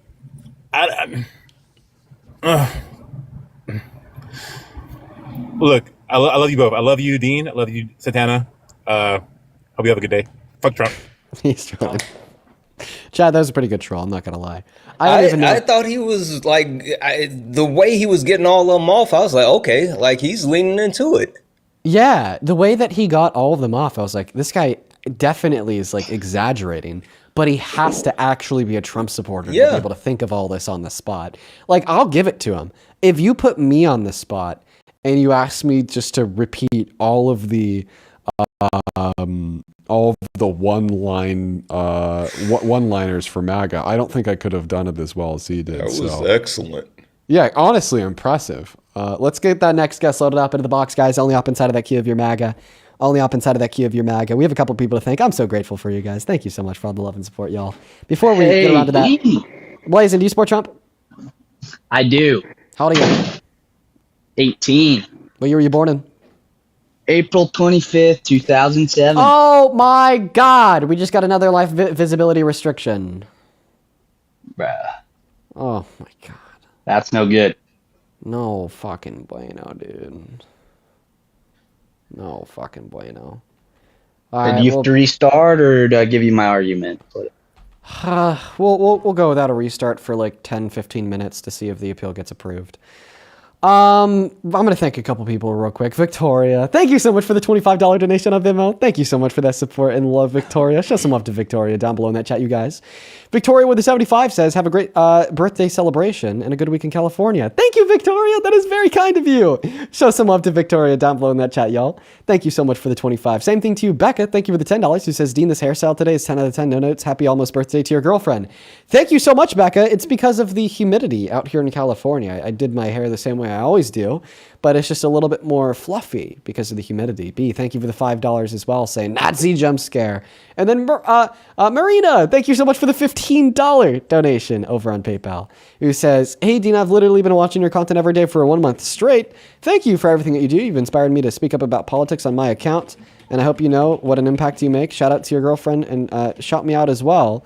I'll have to take a look at your account before I shout you out, Marina, but thank you for the $15. And that's so cool. I'm so happy that we can inspire you to speak out. That is awesome.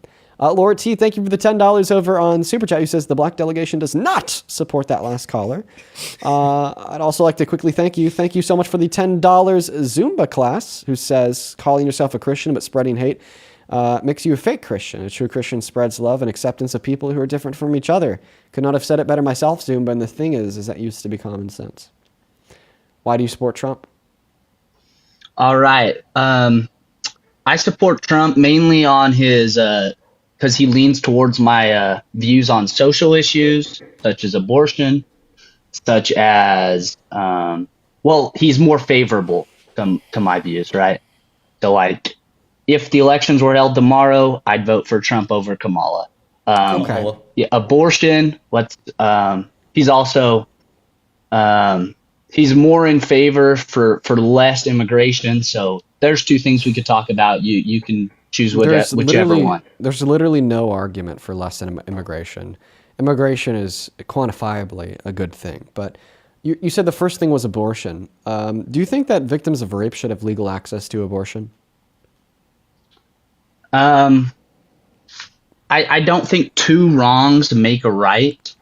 And I think that, right, we can argue the logistics of it, but I think the fetus is a human living being, and I don't think just because a rape happened, terribly wrong, condemn it.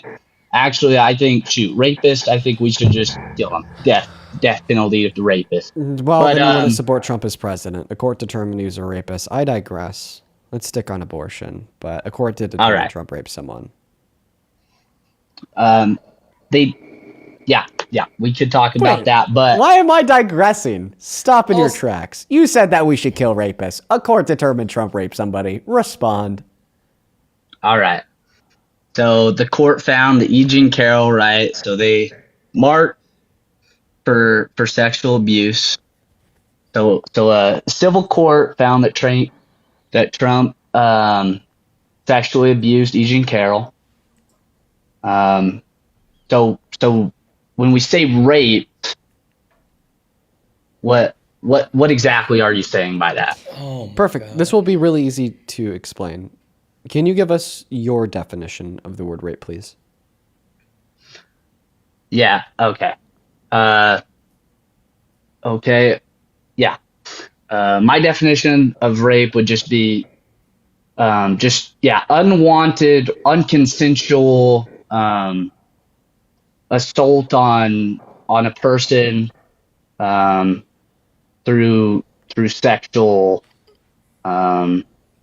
actions, we'll say. Perfect. Then you think that he raped her. The jury determined that he forcefully penetrated her vagina with his fingers without consent. The reason why they said no to rape on the jury verdict form isn't because it wasn't raped, but because it wasn't rape in accordance with the definition of rape in New York Penal Code, which is very strict and narrow. Which is exactly why when Donald Trump tried to countersue E. Jean Carroll for calling him a rapist on live TV after that court case concluded, it was thrown out because the judge ruled that the claim that she was raped was substantially true and that the legal definition of rape in the state of New York was too strict and too narrow and did not demonstrate the way in which we use the word rape in society. And they have since then updated and changed their definition to make sure that it's more inclusive in New York. So like if it happened today, it would have been classified as rape. Can I also say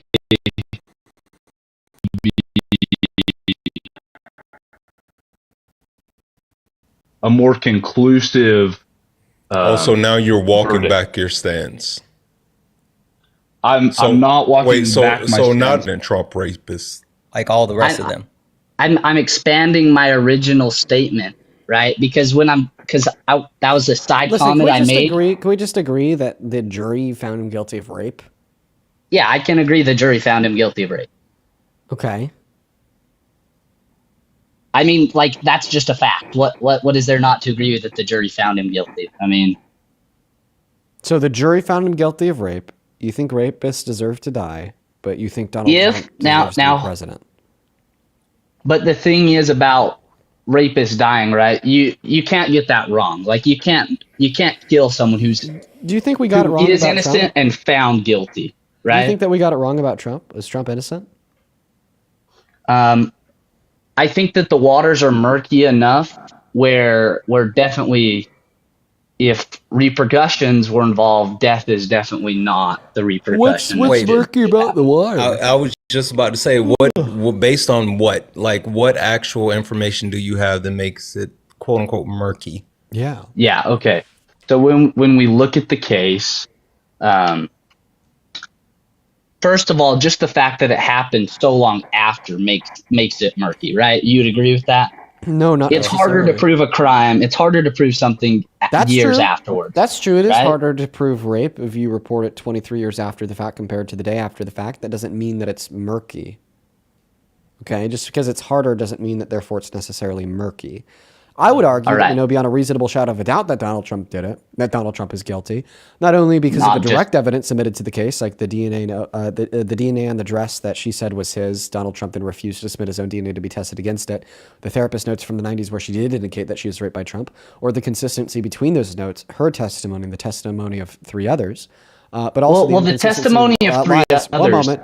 And the Go inconsistencies ahead. and the lies in his own testimony, like when he said he never met her, that was proven wrong. Or he said that she wasn't his type, that was proven wrong. He confused a photo of his ex-wife Marla Maples to be her. But I'd argue the most compelling thing here is the fact that he said he'd do what the jury found him guilty of doing. 2005, he said he could just grab women by their vaginas without asking first. Jury determined. He grabbed E. Jean Carroll by her vagina without asking first and inserted his fingers inside. Or the other character priors of Trump's that are definitely things rapists would do, like when he admitted to sexual exploitation of naked women and girls to Howard Stern. You know, like when he was best friends with Epstein, knowing what Epstein was doing, sending Epstein letters depicting the naked body of a girl with a statement, "May for a new day be another wonderful secret," or being named as a pedophile by Epstein in a private letter to Larry Nassar. Okay. Okay. So first of all, that was a lot. I want to address the three witnesses. The three testimony witnesses that we're talking about, they're actually, for anyone who doesn't know, what they actually witnessed or talked about is that E. Jean Carroll told them about this, right? So it's not like there was another witness there at the scene. No one heard anything. No one saw anything. So this is kind of on a he said, she said basis. And That's not exactly true.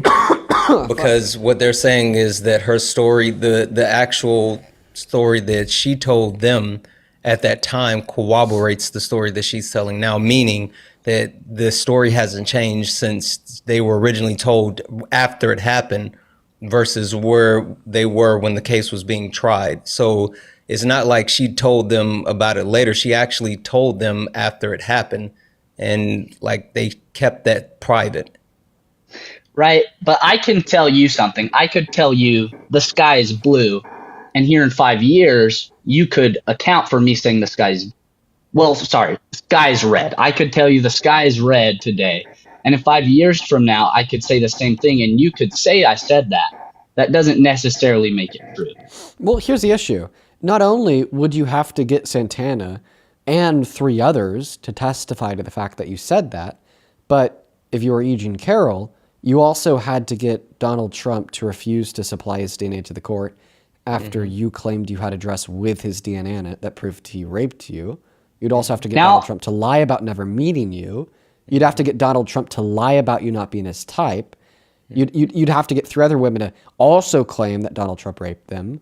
You know, you'd have to ensure that Donald Trump had these character priors of admitting to sexual exploitation and admitting to the thing that the jury found him guilty of doing to you, right? And as soon as we account for the evidence as a whole, right, all of the evidence, I believe that it becomes undeniable. I think that's something that a lot of Trump supporters like to do, including yourself, is you'll try to scrutinize the case by pointing out one piece of evidence and saying this one piece of evidence isn't enough. But when we holistically look at all of the evidence together, it becomes more than enough. It's not just like he said, she said. It's more like she said, he lied, and he's admitted to doing other things like this before. So I see where you're saying, but you have to dismantle each part of your argument one at a time. So when I addressed the one thing, it's because I was just trying to go through one at a time. Let's go one at a time. Address the character priors, like I'm admitting to sexual exploitation before. All right. So are we going to the interview? Is that what you're talking about? Howard Stern interview where he's like, it was so funny when he sexually exploited them. Mm-hmm. Also, I would just like to throw in there as well is like there's been some consistency as far as today, Dean. I don't know if you heard him talking about like taking Cuba, right? Like he literally, the exact same wording and phrasing is consistent with the things that he said as far as being on the bus with the grab him by the P word, and then also the things that he said on Howard Stern. Like he is showing a consistent and persistent point of view that he believes that he can just take what he wants. So like even today within government, he's doing that. Yes, good point. Really good point, Santana. Donald Trump has always been a take what he wants kind of guy. He wanted to see the girls naked. He saw the girls naked. Okay? He wanted to invade Venezuela. He invaded Venezuela. He wanted to go back to war in the Middle East. He went back to the war in the Middle East. He wanted to conceal the files that accused him of child rape. He concealed the files that accused him of child rape. He wanted to win the 2020 election. He tried to rig the 2020 election. Mm-hmm. He wanted to rape E. Jean Carroll, and he did. Yeah. He raped E. Jean Carroll. It's a consistent character and flaw. Okay. Like, if he's willing to position himself above the Constitution to get what he wants, why wouldn't he be willing to position himself above the consent of a woman to get what he wants? So, Dean, I'd appreciate it if you would not interrupt me. I was starting to talk, and then you jumped over me there. Go ahead. But thank you. There's a lot of points there we made. So what you're trying to say is because someone has a particular character trait, or we can use that to determine their actions. I don't think that's a sound course of logic, especially That's in regards sound, to. though. Well, I think especially in regards to the U.S. law system, right? You're not supposed to use people's past actions. Hold to on. determine guilt. Serious question. What's the best indicator of people's future behaviors? Future behaviors is, it past depends on action. the person. The best indicator of future behaviors is past actions. That's literally how you create forecasting. Also, by the way, what you're saying here is just false about us not using people's past actions to help determine guilt. That's not true at Character all. witnesses. Character witnesses, yes. Also not to mention, like, fucking serial killers. Hello, the way that we determine if somebody is, like, guilty for serial killing is by looking at their past actions to see if they align with their current actions. Like, past actions are so incredibly relevant to determining guilt. They also help us build a state of mind. And one state of mind is used in, like, every single fucking court case ever to, like, increase or decrease one's likelihood of guilt, right? It just gives us this predictive ability to determine if the accusation is more or less likely to be true. I'm not saying that this predictive ability on its own is the sufficient evidence to believe that somebody did it. Like, no, we can't posit that because Donald Trump sexually exploited women and girls at Miss Teen USA, Miss USA, that we know that he raped a woman. End of story. Like, the fact that that woman said he raped her, testified he raped her, gave evidence he raped her, then he lied about never meeting her, that he was unwilling to provide his DNA to the court, that she was able to corroborate that with therapist notes, the testimony of 3 others, and he admitted to doing what she proved he did to her by, quote unquote, grabbing women by the pussies without asking first, his words. Therefore, he did it. And this isn't unbelievable, dude. He's, like, already violated the consent of women and girls. The most important thing here that we need to talk about is him admitting to sexual violence, admitting to barging into the dressing rooms, admitting to looking at their naked bodies. Wow, bro. Shocker. He keeps admitting the shit. Yeah, like, shocker, the guy that hit on a 10-year-old girl, the guy that hit on his own daughter, the guy that sexually exploited women and girls, Jeffrey Epstein's best friend, credibly accused in the E-Files, raped a woman? Wow. Now the E-Files. I want you to address him admitting to sexual exploitation. I've continued to bring that point up, and you will not respond to it. You could talk about the E-Files as soon as you respond to him admitting to sexual exploitation. Yeah, let's talk about one thing, because, like, you list out like 5 or 6 things, but and I'm not sure what you want me to address. It's literally all connected. Dean is making, like, he's making sure you understand that this is not something in a silo. He's not cherry picking. He's laying out all the things in front of you to make the one point. Which I understand, but I can only argue, I can dismantle the evidence, but one at a time, right? Next. Okay, respond specifically to him admitting to sexual exploitation.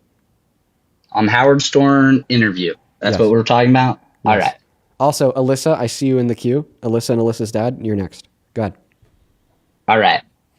So Howard Stern's interview, Trump says that as a pageant host, he'll walk into the back, and sometimes he will see he'll see women getting prepared in there, right? No. How about we just go ahead and play what he said? Let's play it. Run it back. Oh, sorry, it's on 0.5 speed. So you have done that. Now, tell Well, me I'll what- tell you the funniest is that I'll go backstage before a show. Yes. And everyone's getting dressed and ready and everything else. And, no men are anywhere. And I'm allowed to go in because I'm the owner of the pageant, and therefore I'm inspecting it. I'm inspecting. I want to make sure that You're like a everything is doctor. good. You're there. Yeah, the dress. Is everyone okay? They're standing there with no clothes. Is everybody okay? And you see these incredible-looking women. And so I sort of get away with things like that.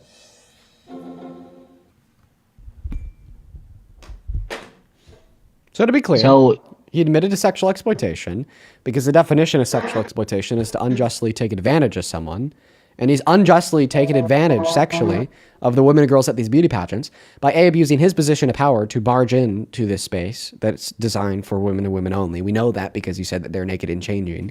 He said that there's only women around. He said that there's no men anywhere.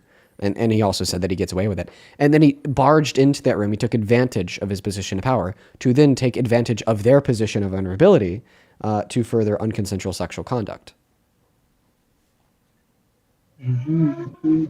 Okay, so he talks about going in and the sexual exploitation is not quite clear to me. I understand he's going into these changing rooms, but he's the owner of the pageant, right?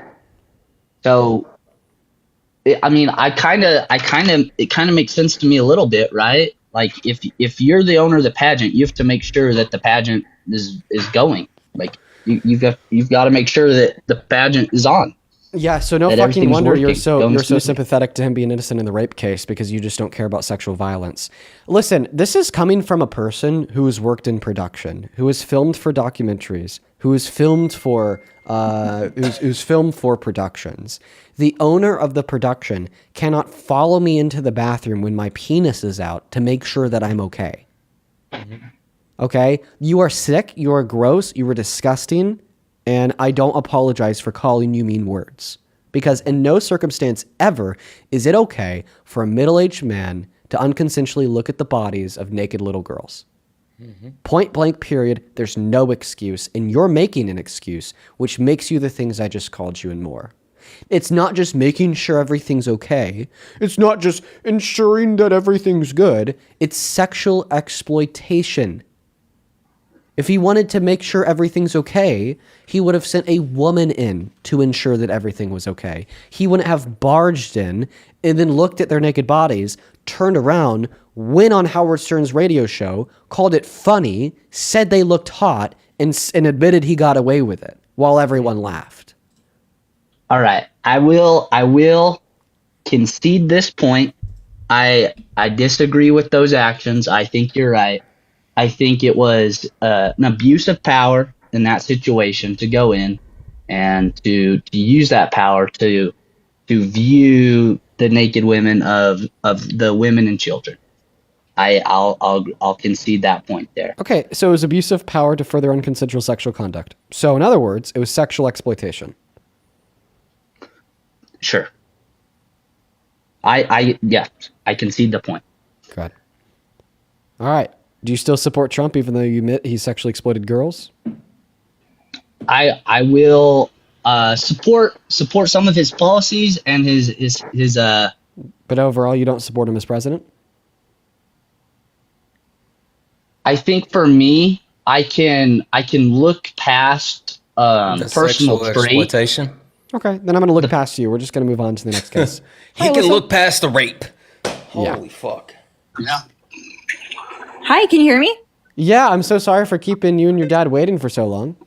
No, you're totally good. I just want to give two disclaimers. I am the only Democrat in my family, and my dad is very Mormon and very MAGA, and he's also an attorney.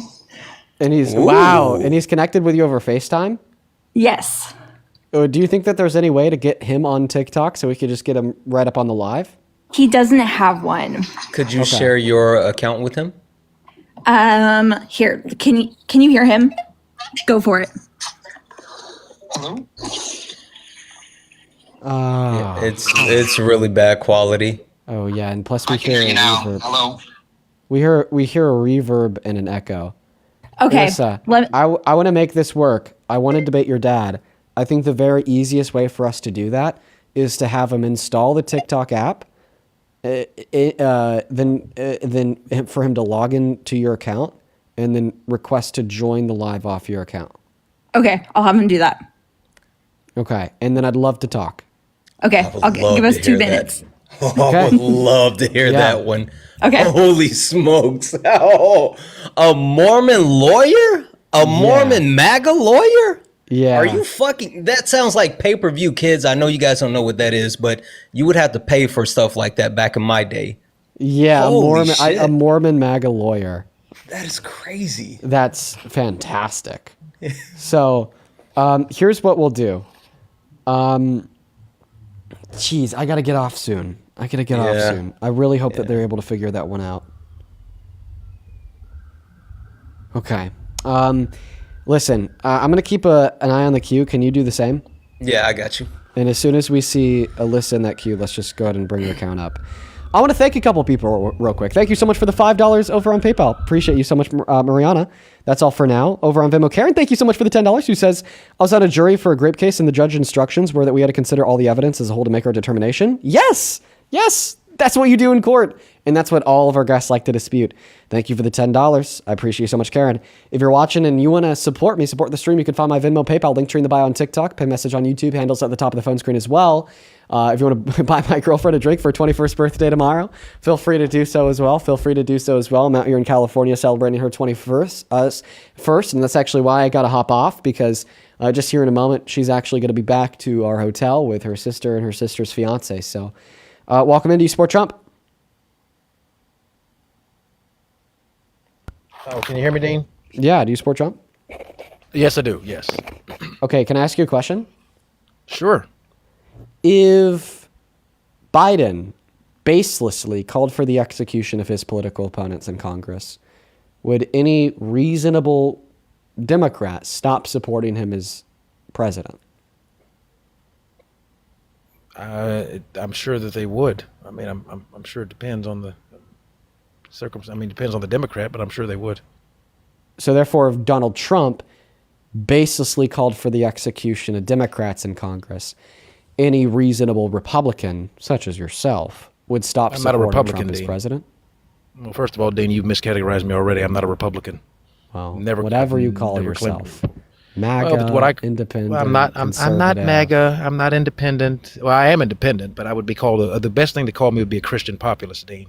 Okay. So would any reasonable Christian populist, such as yourself, stop supporting Trump as president if he called for the execution of his political opponents? If he actually called for the execution of his political opponents, then I would have to examine the context upon which that he's making the statement. Yeah, but if it was baseless, if the context was that it was baseless or wasn't, well, if it's baseless, Dean, that's a very unique. I mean, if it's baseless, then obviously, if something is baseless, then the claim is outlandish. Then yes, but assuming baseless anything is nonsensical.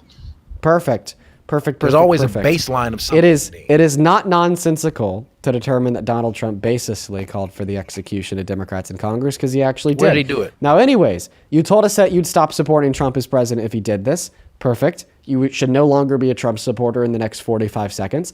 He did this on Truth Social 10 weeks ago. He went on Truth Social. He reposted an article published talking about 7 Democrats in Congress that reminded members of our military that if they're given an illegal order, they don't have to follow it. He called them seditious. He called them traitors. He said that their sedition is punishable by death. And then he reposted a comment saying, hang them, George Washington would. These comments amount to him calling for their execution.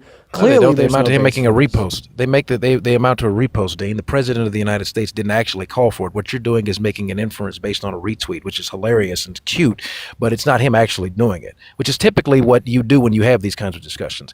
So I'm going to ask you, did the president of the United States directly say that those members of Congress should be executed? Did he directly say that? Yes. Okay, so show me where Trump said out of his mouth that they should be executed. Oh, okay. So I think that you're getting confused here. You're confusing him directly calling for their execution for him saying that they should be hung. I think that there's many ways to directly call for things. And in fact, let's use your own logic against you very here. specifically. And I gave you specifically. And I gave you a very reason. specific answer. Do you mind if I finish speaking without you interrupting me? Go ahead. Thank you. I appreciate that. So you're telling me that Donald Trump going on Truth Social, calling them seditious traitors, saying that their sedition is punishable by death, and then reposting a comment saying hang them, does not amount to him calling for their execution. Let's test your logic. Because is sedition not punishable by You're interrupting death? me again. You're interrupting me again. Well, I mean, I'm responding to you, Dean. That's kind of what you do in a debate. I mean, I've been on Jubilee almost as many times as you have, so I'm sure. So this is a fine question to interrupt me with because it's going to be relevant in the parallel that I'm about to give you. Sedition is punishable by death, but the thing is that they didn't commit sedition. Check this out. So if a soldier disobeys, I'm trying to give you an analogy here, but you continue to go ahead, to cut me off. Go ahead. So Austin, can we agree that rapists, murderers deserve to die? What? Answer the question. Can we agree that rapists, murderers deserve to die? Yeah, we can agree to that, yes. Okay. Austin, are you a rapist, murderer? No. Austin is not a rapist, murderer. So if I were to go on my Instagram account and I were to make a post that says Austin is a rapist, murderer, and then I were to make a second Instagram post that says rapist, murderers deserve to die, and then I were to repost a comment from somebody that's one of my followers under those posts that said Austin deserves to die on my story, would those actions amount to me calling for your death? No, not directly. They would amount to you. They would amount to you. They would amount to you simply being what they would amount to you telling an audacious, ridiculous lie. But they wouldn't. Again, that's why that's why the way that I phrased the question, Dean, that you want to run from, I said specifically did Trump say it out of his mouth. Now that, of course, you don't want to address that. Because in order for that to be one issue with what you're saying though is that Donald Trump specifically is notorious for not saying things. He infers things, like literally the people around him have been on record as far as saying Donald Trump is someone who suggests things happen and says like, oh, I would like for this to happen, or maybe this should happen, and he expects it to happen. He doesn't directly give those set orders so he can have plausible deniability. And this is not just within his political aspect, but also business, but he does that. But see, the thing is, Santana, I actually disagree with you. This is very clearly Donald Trump directly calling for their executions. Well, Dean, and the argument that I just gave proves it. You know, Austin, you made a comment. You said, I've been on Jubilee just about as many times as you have. No wonder they keep bringing you back, because you are nothing more than a rage bait content farm. You are brainless. No, Dean, the reason that they bring me back, the reason they bring me back is because I provide the reason I'm going to mute you is because you interrupted me. Listen to what you just said. No, you don't want me to respond because the reason I don't want you to respond because I'm in the middle of my sentence. The reason why I'm muting you is because you interrupted me. This is why it should be clear to you, Austin. I want you to speak. That's why you're here. That's why any Trump supporter ever joins my live, is because I want you to speak. I want you to give an argument. I want to hear it. I want to be able to prove it wrong, and I want to hopefully be able to change your mind. The king but of I rage don't bait. want if you to I'm be able a rage to speak bait over me. content you're the king. Listen to it. You're crashing out. You're losing this it is a because you know you're lost. Because you know that you're gone. No, because you know that you're gone. You're lost and you're far, far away. And I'm unwilling. I'm unwilling to move on this point. I'm unwilling to move on the point that I will not let you interrupt me. I don't care if that pisses you off. I don't care if that makes you cry. I don't care if that makes you crash out like a petulant child. If you want the mic to speak, then you're going to wait for me to finish speaking first. Now, to get back to the point that I was making. Now I see why Z can't stand you. Now I get it. Now I see. Now I see why you're friends with Z, because look it, just like her, you're on the internet talking about crash out rage baits. We'll talk about crash out rage baiting. You have no idea. I don't think that you have any idea. To shut the hell up, because I'm still in the middle of my sentence. Austin, you're not going to win this game with me, I don't really give a shit. I don't really I understand that you don't give a shit because you don't want me to finish because you know that you're getting grilled. No, buddy, it's bad for you. Stop running. Stop running. Austin, stop running. Stop running away from me. Stop running away from me, Austin. Stop running away from me, Austin. This is embarrassing for you. Stop running from me, Austin. Stop running from me. If I'm muting you because you will stop interrupting me, it is absolutely running. Me muting you is me trying to stop you from running. Calm it down. Buddy, you're acting like a toddler. Calm it down. You are legitimately acting like a toddler. All you have to do is let me finish my sentence. I told you like 2 minutes ago, I'll tell you again, I want you to speak. I want you to argue. I want you to debate. That's why you're here. That's why I stream every day for 4 hours. I just don't want you to speak, argue, and debate when I'm in the middle of my sentence. So now that you've decided to be quiet, perfect, I'll finish that sentence that I've been trying to for 3 minutes. I understand why Jubilee has had you on so many times. It's because you're it's all crash outrage bait, Congress. By saying that these Democrats were seditious traitors, saying that their sedition, saying that their treason was punishable by death, and then reposting a comment saying hang them. This is clearly Donald Trump calling for their execution. I'll give you an example that I've already given you. If I were to basically posit that you're a rapist murderer, and I were to go onto Instagram and say, Austin is a rapist murderer, all rapist murderers deserve to die, and then I were to repost somebody else's post to my story saying, Austin, the rapist murderer, deserves to die, I would absolutely be calling for your, execution. And quite frankly, if you deny that that would be me calling for your execution, you're denying any common sense that you have left. So once again, Dean, I want you to learn something. Just because you have control of the mute button doesn't mean that you're winning the debate. It simply means you're exercising power. And in my case, I would actually argue abusing it, because what happens is sedition.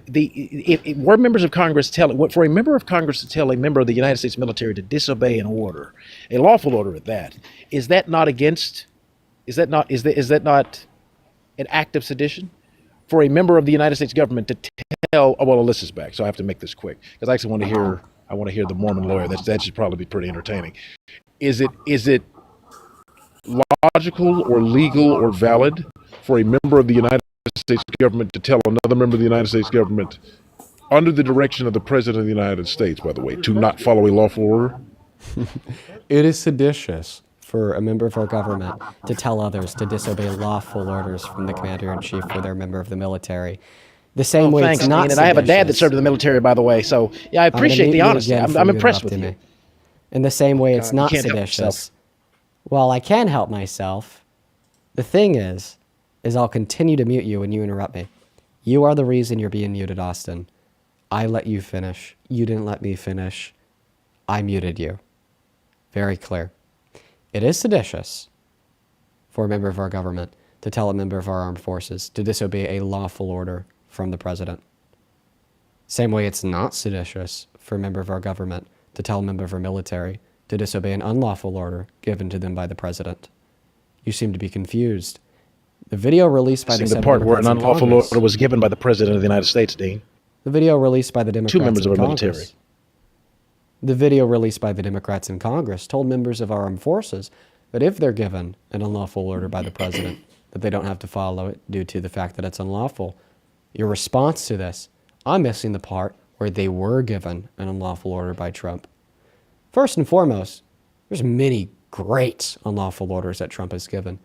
Second of all, that's actually not relevant to this debate in the slightest, because they never said he did give them an unlawful order. They reminded him that if he were to give them an unlawful order, that they don't have to follow it. And reminding them that if he were to give them an unlawful order, it, which that means they don't that he have to didn't give them follow one. it. Thanks. So that's a misnomer. Appreciate you, Dean. Thanks. Well, actually, you could assume that he didn't give them an unlawful order. Donald Trump still baselessly called for their execution because all they did was they reminded the military that if he does give you an unlawful order, you don't have to follow it, which is not sedition. And then he responded by calling for their execution. The beauty of it is, Dean, if a member of Congress attempts to, in any capacity, influence the members of our military to go against the orders of the commander-in-chief unless they're unlawful, that is an act of sedition. And members of the government that commit an act of sedition should suffer the highest criminal penalty. I didn't say they did it yet, Dean. Dean, I never said they did it. You're not listening. You're listening to respond. I'm interrupting you. Are. Go ahead. You can't help yourself. Again, it's okay. Go ahead. Again, I get it. So what I'm going to do is this. I'm going to issue you, because for whatever reason, a lot of people have always wanted me to have a conversation with you. Obviously, we can't do this on TikTok without this constant back and forth. So, and I also would, again, I'd love to listen to Alyssa, and I actually have to get ready to head to an event in a couple minutes. I will issue an open challenge, Dean, to debate me one-on-one in any setting of your choosing. I'll issue an open challenge. where Okay. you pick the topic, you pick the conversation. I've done it with Destiny, done it with lots of folks. I'll do it with you. I would love to discuss in depth, with no political fluff, no political BS, the presidency of Donald Trump, and which set of policies is more beneficial for Americans. If you're open to that, you let me know. Okay, well, that's kind of what we were just starting to do.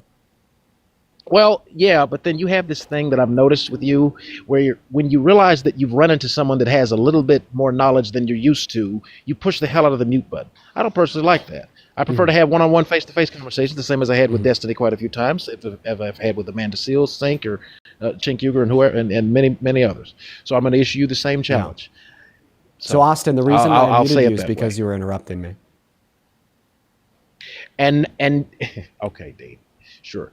And again, we're human beings. I think that's kind of what happens in a debate. We tend to interrupt each other. As I saw you interrupt Charlie Kirk quite a bit when you debated him. I've seen that.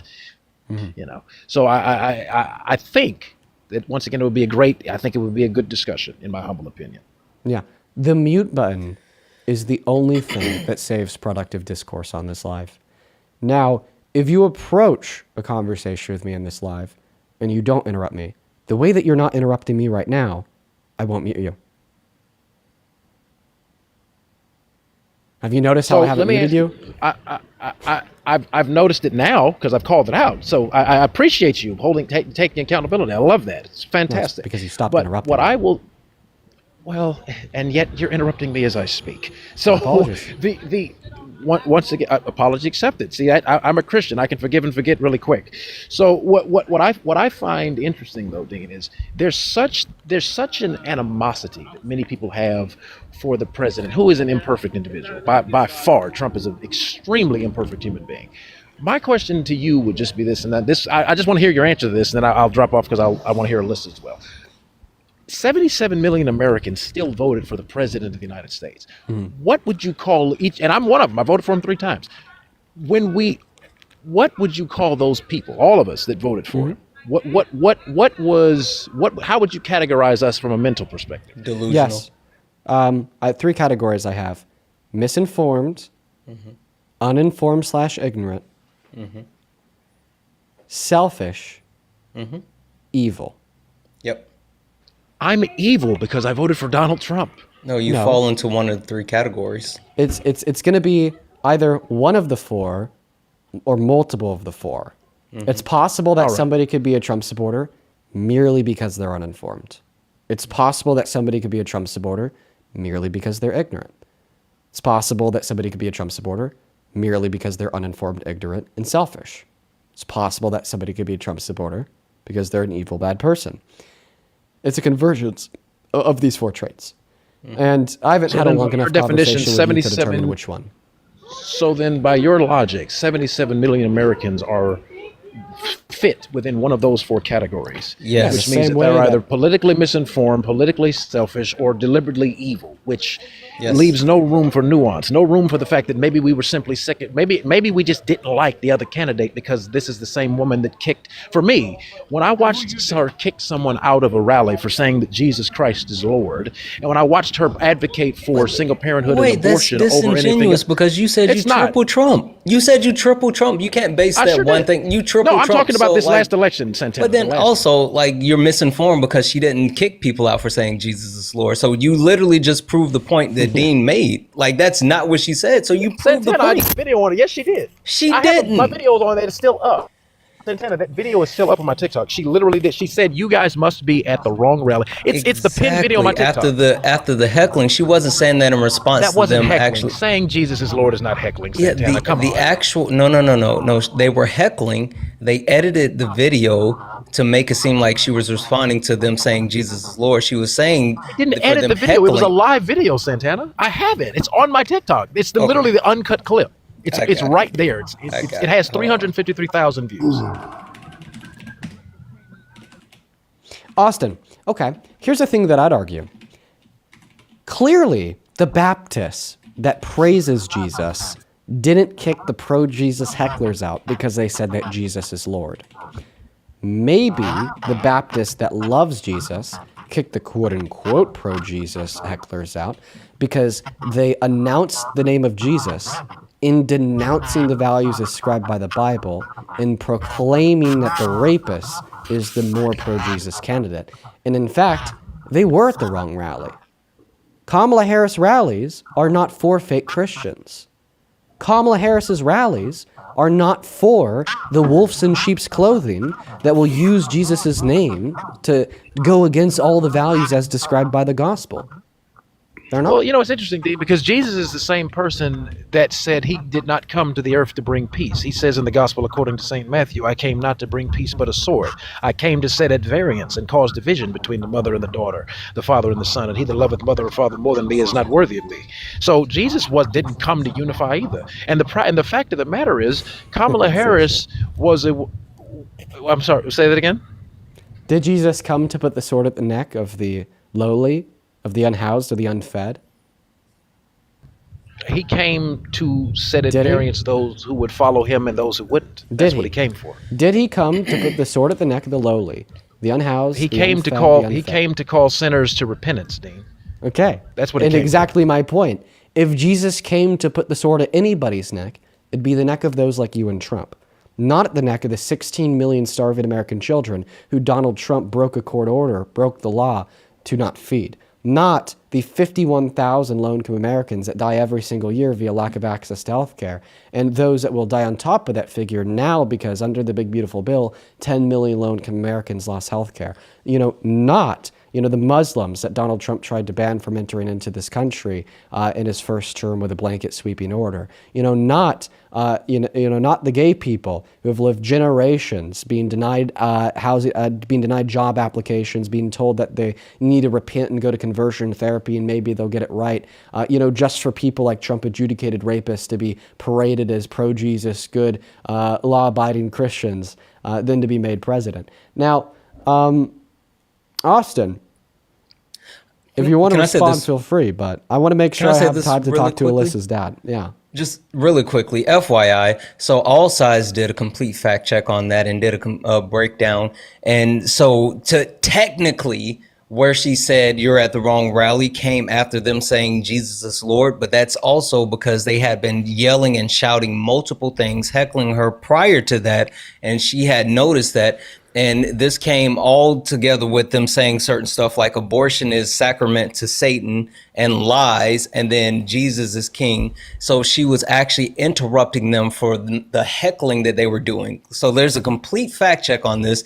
It wasn't because they said Jesus is king. It's because they were interrupting the rally, interrupting the rally and heckling the entire time. So All Sides did a complete breakdown on this. And once again, I would say, that. Once she was, this is the thing that I will say to that. There is a horrendous echo in my ear. Good God. Yeah, Alyssa's dad, is that you? Yeah.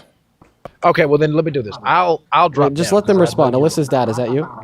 Yeah, that's me. Okay. If I'm causing an echo, I apologize. There's just something I need to do. Don't worry about it. Austin, just you were left on your own. I was about to kick you. Feel free to request up any other day. I know that you've been waiting a while. I appreciate you for your patience. I want to make sure that I could carve out the rest of my stream here. We have about 15 or 20 minutes left to talk to you. So you're a Mormon pro-Trump lawyer? Yeah, I guess you could call me that if you want to stick me in a box. I'm not as smart or as religious as Austin is, but I did vote for Trump. Okay. Do you mind if I just first ask you a question? Yeah, go ahead. How do you this is not about Trump, and we only have to talk about this for a moment. I'm looking for the words here. How do you deal with the fact that, your prophet, Joseph Smith, married a 15-year-old girl, Helen Kimball? How do I deal with it? Yeah, because that's clearly wrong. That's pedophilia. Yeah, it is wrong. I didn't live in the 1830s. I didn't know him personally. I don't know what was going on with him. And I've never heard of this individual that you just talked about. I personally have a difficult time dealing with polygamy. I'm glad that they decided to get rid of it when Utah became a state in the 1890s. I struggle with it all the time. I think there was a bunch of individuals that were having a difficult time dealing with the people around them, kicking them out of their home twice, and starting a religious movement that was much different than people were used to. And as you know, when you're involved with something that is different, people have a hard time with it. But so Joseph Smith, I'll make this quick, then I'm going to pass the mic off to you, Santana, claimed the reason why he married 15-year-old Helen Kimball is because an angel came to him and told him that if he didn't, he would die. So clearly I feel like this demonstrates how and why Joseph Smith was a false prophet, because clearly no angel of God would force a man to be a pedophile, with the damage if he doesn't be a pedophile being his own death. I think when we deal with definitions today and we look backwards, we're going to struggle with understanding things, because people were 14 and 15 getting married all the time, and I don't think it was considered pedophilia back then. Now, it was considered pedophilia back then, because I don't care if you're a 15-year-old girl today or 200 years ago, you didn't have the ability to consent. God's all-knowing, God knew this. Why would God send an angel to a prophet to compel him to be a pedophile and rape a little girl? Who said anything about compelling him to rape a little girl? Who said anything about having sex with that girl? Maybe they got married and they never had sex. It happened all the time. I mean, it's hard to understand, because as you think about why you might want to be involved with a 15-year-old, you're thinking about sex, right? But I don't think that was the reason that a lot of these people were involved with polygamy at that time. Why did he marry the 15-year-old girl? I don't know this person that you're talking about. I'm not really involved in Mormonism maybe the way that you might want me to be. I'll check her out tonight. And like I said, I had a problem personally with polygamy, and I'm glad that they outlawed it when they became a state. Okay. I just think that we should be able to recognize the unequivocal fact that child marriage is bad. Go ahead, Santana. Oh, I was just gonna say, Dean is a bit of a historian. I live kind of in the moment. So, like, if you don't want to talk about was it Joseph Smith or John Smith or whatever, what about J. Stewart Adams? Like, how do you feel about J. Stewart Adams? I don't know who that is. He's the congressman in Utah that actually is trying to update the legislation SB 213, which actually specifically because he has a family member that had sexual contact with a 13-year-old, and so he's trying to pass legislation to make it legal. So, like, literally they passed SB 13 in 2024 in Utah, which allowed, or it says that it changed to a third-degree felony for unlawful sexual activities with a 13-year-old if you're 18, but then like additional coverage to help his family member. So they're literally trying to give protections for sexual contact with the minor. You know, I appreciate that you highlight an excellent point about what I see in our politics these days, which is self-interest. Republican politics. Well, I wouldn't say that it's just Republican politics. I'd say that if Democrats have a family member that were going to get in trouble or they could help, they would, just like Republicans. And I wouldn't support this bill. Absolutely not. It passed in 2024, but they were trying to renew it and make extensions last year. Yeah, I say I wouldn't support that.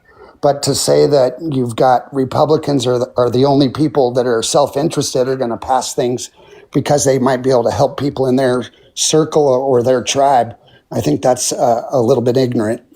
Okay. Why do you support Trump? I'm sorry for just jumping on these topics, but I you're fine. only have like a couple minutes left here, and I want to try to get to the meat on the bone. Why do you support Trump?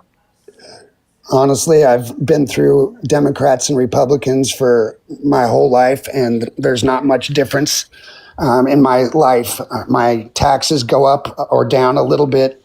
The policies around me affect me a little bit. The biggest thing that I think you vote one way or the other is what they're going to do to a Supreme Court. The Supreme Court has way more power than presidents. They're longer lasting, and you vote for a Republican because you hope that they're going to bring in a conservative justice who's going to impact the laws much longer much more deeply than a president. Okay. So, I mean, I'd actually say that Donald Trump's SCOTUS appointees are either compromised as hell or willing to rule against him in his policy. But inevitably, we definitely shouldn't support any Supreme Court justice who's willing to throw the Constitution out the window to fit a narrative.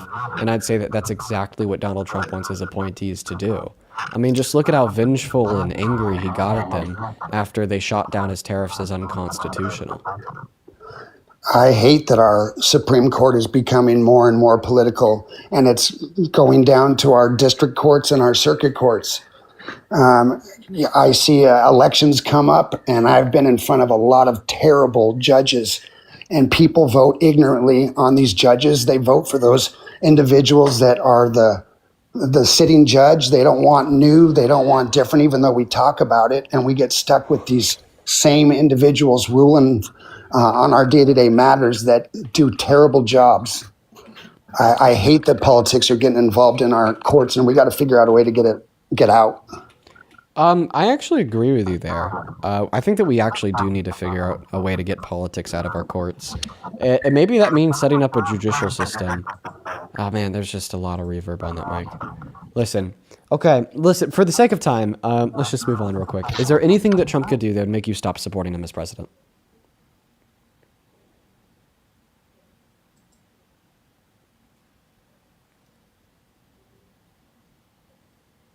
We can't hear you when you leave the TikTok app. I'm trying to figure out a way to get. When you can't see me, no one can hear you. Just thought I'd let you know. While he's figuring something out real quick, I want to quickly thank a handful of people. Thank you so much, Gabrielle. Thank you so much for the $10 donation over on PayPal. I appreciate you so much. Let's get 100 Gabrielle W's. And then Alyssa, thank you for the $2. Oh wait, that's just letting me know that you're in the queue. All right, yeah, we got your data up right now. Thank you so much, Bethany, with the $10. Appreciate you so much for that love, Bethany. Benjamin, thank you for the $10. And then Emmy with the 10 cents, and then Kirsten with the $5. Thank you so much, you guys. And then we got a big one over on YouTube Super Chat. Miss Jenna, thank you so much for the $200 Super Chat. My God, thank you so much for that support, Jenna. Let's get 2,000 Jenna W's down below in that comment section. You are the best. Holy shit, man. I'm so grateful for you. You already know this. Thank you so much for the support, Jenna. That is so much money, more than I'd ever deserve. From the bottom of my heart, thank you so much for your kindness and your generosity. Let's get 2,000 Jenna W's down below.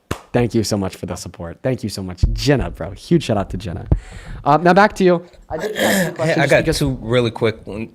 Sorry, Aaron. Thank you so much for the 25, and holy shit, Stephanie. Thank you so much for the $100. Said big shout out to you, Dean and Parker. Thank you so much, Stephanie. You're awesome. Sorry, go ahead. Dude, that's crazy. Shout out to them. Yeah, like I said, is there anything that Trump could do that make you stop supporting him as president? Become a Democrat. Okay, but he couldn't I don't know, position himself above the Constitution, take the mask off, be a clear authoritarian, call for the execution of his political opponents, threaten to invade one of our allies, rape somebody. Let's just become a Democrat. All those. I hate these Ben Fergusons of the world that just regurgitate stuff that they hear from Trump. There's lots of things that he could do that would make me not support him. Okay, but he's done all those things. Like an example of him positioning himself above the Constitution would be his attack on it, more specifically the 14th Amendment with his executive order number 14160. And yes, there is a reason why I'm bringing this up to you, because you're a lawyer, and I'd love to hear your take on this. He intentionally and belligerently, throughout the 14th Amendment, particularly its birthright citizenship clause, with Executive Order number 14160, that took birthright citizenship away from the children born to undocumented immigrants on American soil, which is a constitutional right and protection they've had since 1868. I hate answering questions with a question, but do you really think that Kamala or anybody else would, I apologize, I didn't do that intentionally, that those people would not be doing the same exact thing?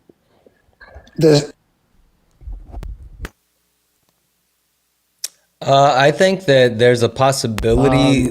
Listen, I don't know if you guys can hear me or not, but my headset just, something is going on. Keep going. You while he tries to figure out his headset, go ahead and finish your point. You were saying, do we think that Kamala would be doing something different? I'm going to send you a request to come off mute.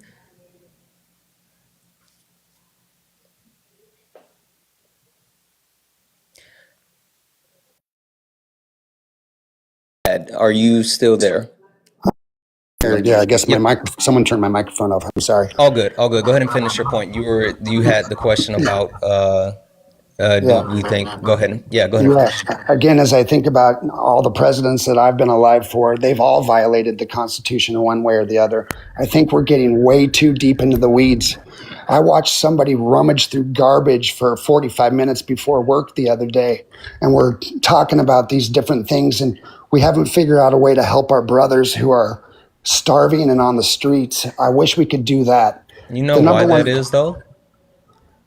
It's not because of Republicans and it's not because of Democrats. It's because we get involved in other things that have nothing to do with helping them this eat. For a second. Like every time there's a little bit of progress within the country, like people overwhelmingly vote Republicans back in, and then they roll back regulations, they roll back policies, they overturn Roe. Like they do all of these things that are like regressive than actually progressive. Like the Democratic Party, and they're not, blameless, but the Democratic Party passed the ACA, which is supposed to be like a first step to get to universal health care for us. And the Republicans have attacked it this entire time that it's been in place, and the Democrats have barely did anything to try to progress it. But like every time we have a little bit of progression in our country or anything that's going to benefit our country, Republicans get power and they dismantle it either with a war or with tax cuts for the ultra wealthy or, just fucking things up. So like it's a little bit hard to say like we're not doing anything when really like the progressives try to do things, but the Democrats keep bringing us back because they want to quote unquote conserve. Republicans ended slavery. Republicans ended the Cold War. They didn't. Wait, no, Republicans didn't end slavery. No. Of course they did. No. Progressives ended slavery. Not Republicans. Let's be very clear about that. Abraham Lincoln, yes, he had the title of a Republican, but the ideology of the party was progressive. And also, Dean mentioned this earlier, like Abraham Lincoln openly admitted in a letter that if there was any other way to save the Union, then he would not have ended slavery. So it's not like he actually wanted to do it. So that's the people that voted for Abraham Lincoln wanted slavery to continue? Progressive, yes. Yeah, can I hop in here on this point? You're saying that Republicans ended slavery. Yeah, they did. Okay. And if I was alive when slavery was being ended, I would be a Republican. Yes. Because the Republicans were progressive. The people who fought for the conservation of slavery were, well, you guessed it, the conservatives. Yes. So, sir, are you a progressive or are you a conservative? I'm a little bit of both, to be honest. Well, I mean, I think now you're witnessing your point work against you in real time, because if you want to argue that you want to be a part of the movement that ended slavery, then you have to argue that you want to be a progressive. Mm-hmm. Finish your point on that. Why is that? Because it's the progressives who ended slavery. It's the conservatives who fought to keep slavery. Yes. I think you're having a revisionist history here. It's not we can say progressive all we want, but it was the Republican Party that ended slavery. Yeah, it was. And the Republican Party. And we want to go closer. We can talk about the Cold War. Republicans ended the Cold War 200 years ago. Put me in a time machine 200 years ago. I would have been a Republican. Also, don't try to run from that. Like the Southern strategy is a whole fucking thing. Look at the map prior to the Civil Rights Act passing, and then look at the electoral map after the Civil Rights Act passing. Like all of those actual states that vote red today literally voted blue prior to the Civil Rights Act passing. Like, stop it. Stop it. You're being disingenuous, or either you just don't know, one of the two, but you're just wrong. Wrong about what? About what you're saying. You like, if you're not willing to engage with the actual ideology, go look at the actual, look at the party platform. of the Republican Party prior to the Civil Rights Act passing. They literally advocated for protections for immigrants. They advocated to increase the federal minimum wage. They advocated for protections for women. They advocated for protections for Black people. Like all of the things that the Democrats supposedly do now, that was literally their party platform before the actual Civil Rights Act passing. So like, you're just wrong. You can call it whatever word you want. I'm in support of giving more rights to more people. I am supportive of having more freedoms. But things like abortion, it's driven me nuts. Abortion is not about choice, because at some point in time, everybody on the planet is going to take away the choice of a woman. A day before they're going to give birth, do they still have pro-choice? Do they still have the right to choose? If they're going to smoke marijuana or even harder drugs while they're pregnant, are we going to allow that to happen? No, it's not about choice. It is about It's about choice. timing. It's about the calendar. It's about choice. It's and let me about explain. definitions. It's about choice, and let me explain that, okay? It is 110% about choice. It is about respecting one's choice over their bodily autonomy when we do not have good reason to infringe on it. That's all it's about. Nobody thinks, one moment, nobody thinks that the right to bodily autonomy is a maximum, is universal. No one thinks that. No one thinks that the right to bodily autonomy is absolute. Okay, we could all agree that we should infringe on somebody's bodily autonomy if they're going to use that bodily autonomy to smash in a 3-year-old's brain with a baseball bat.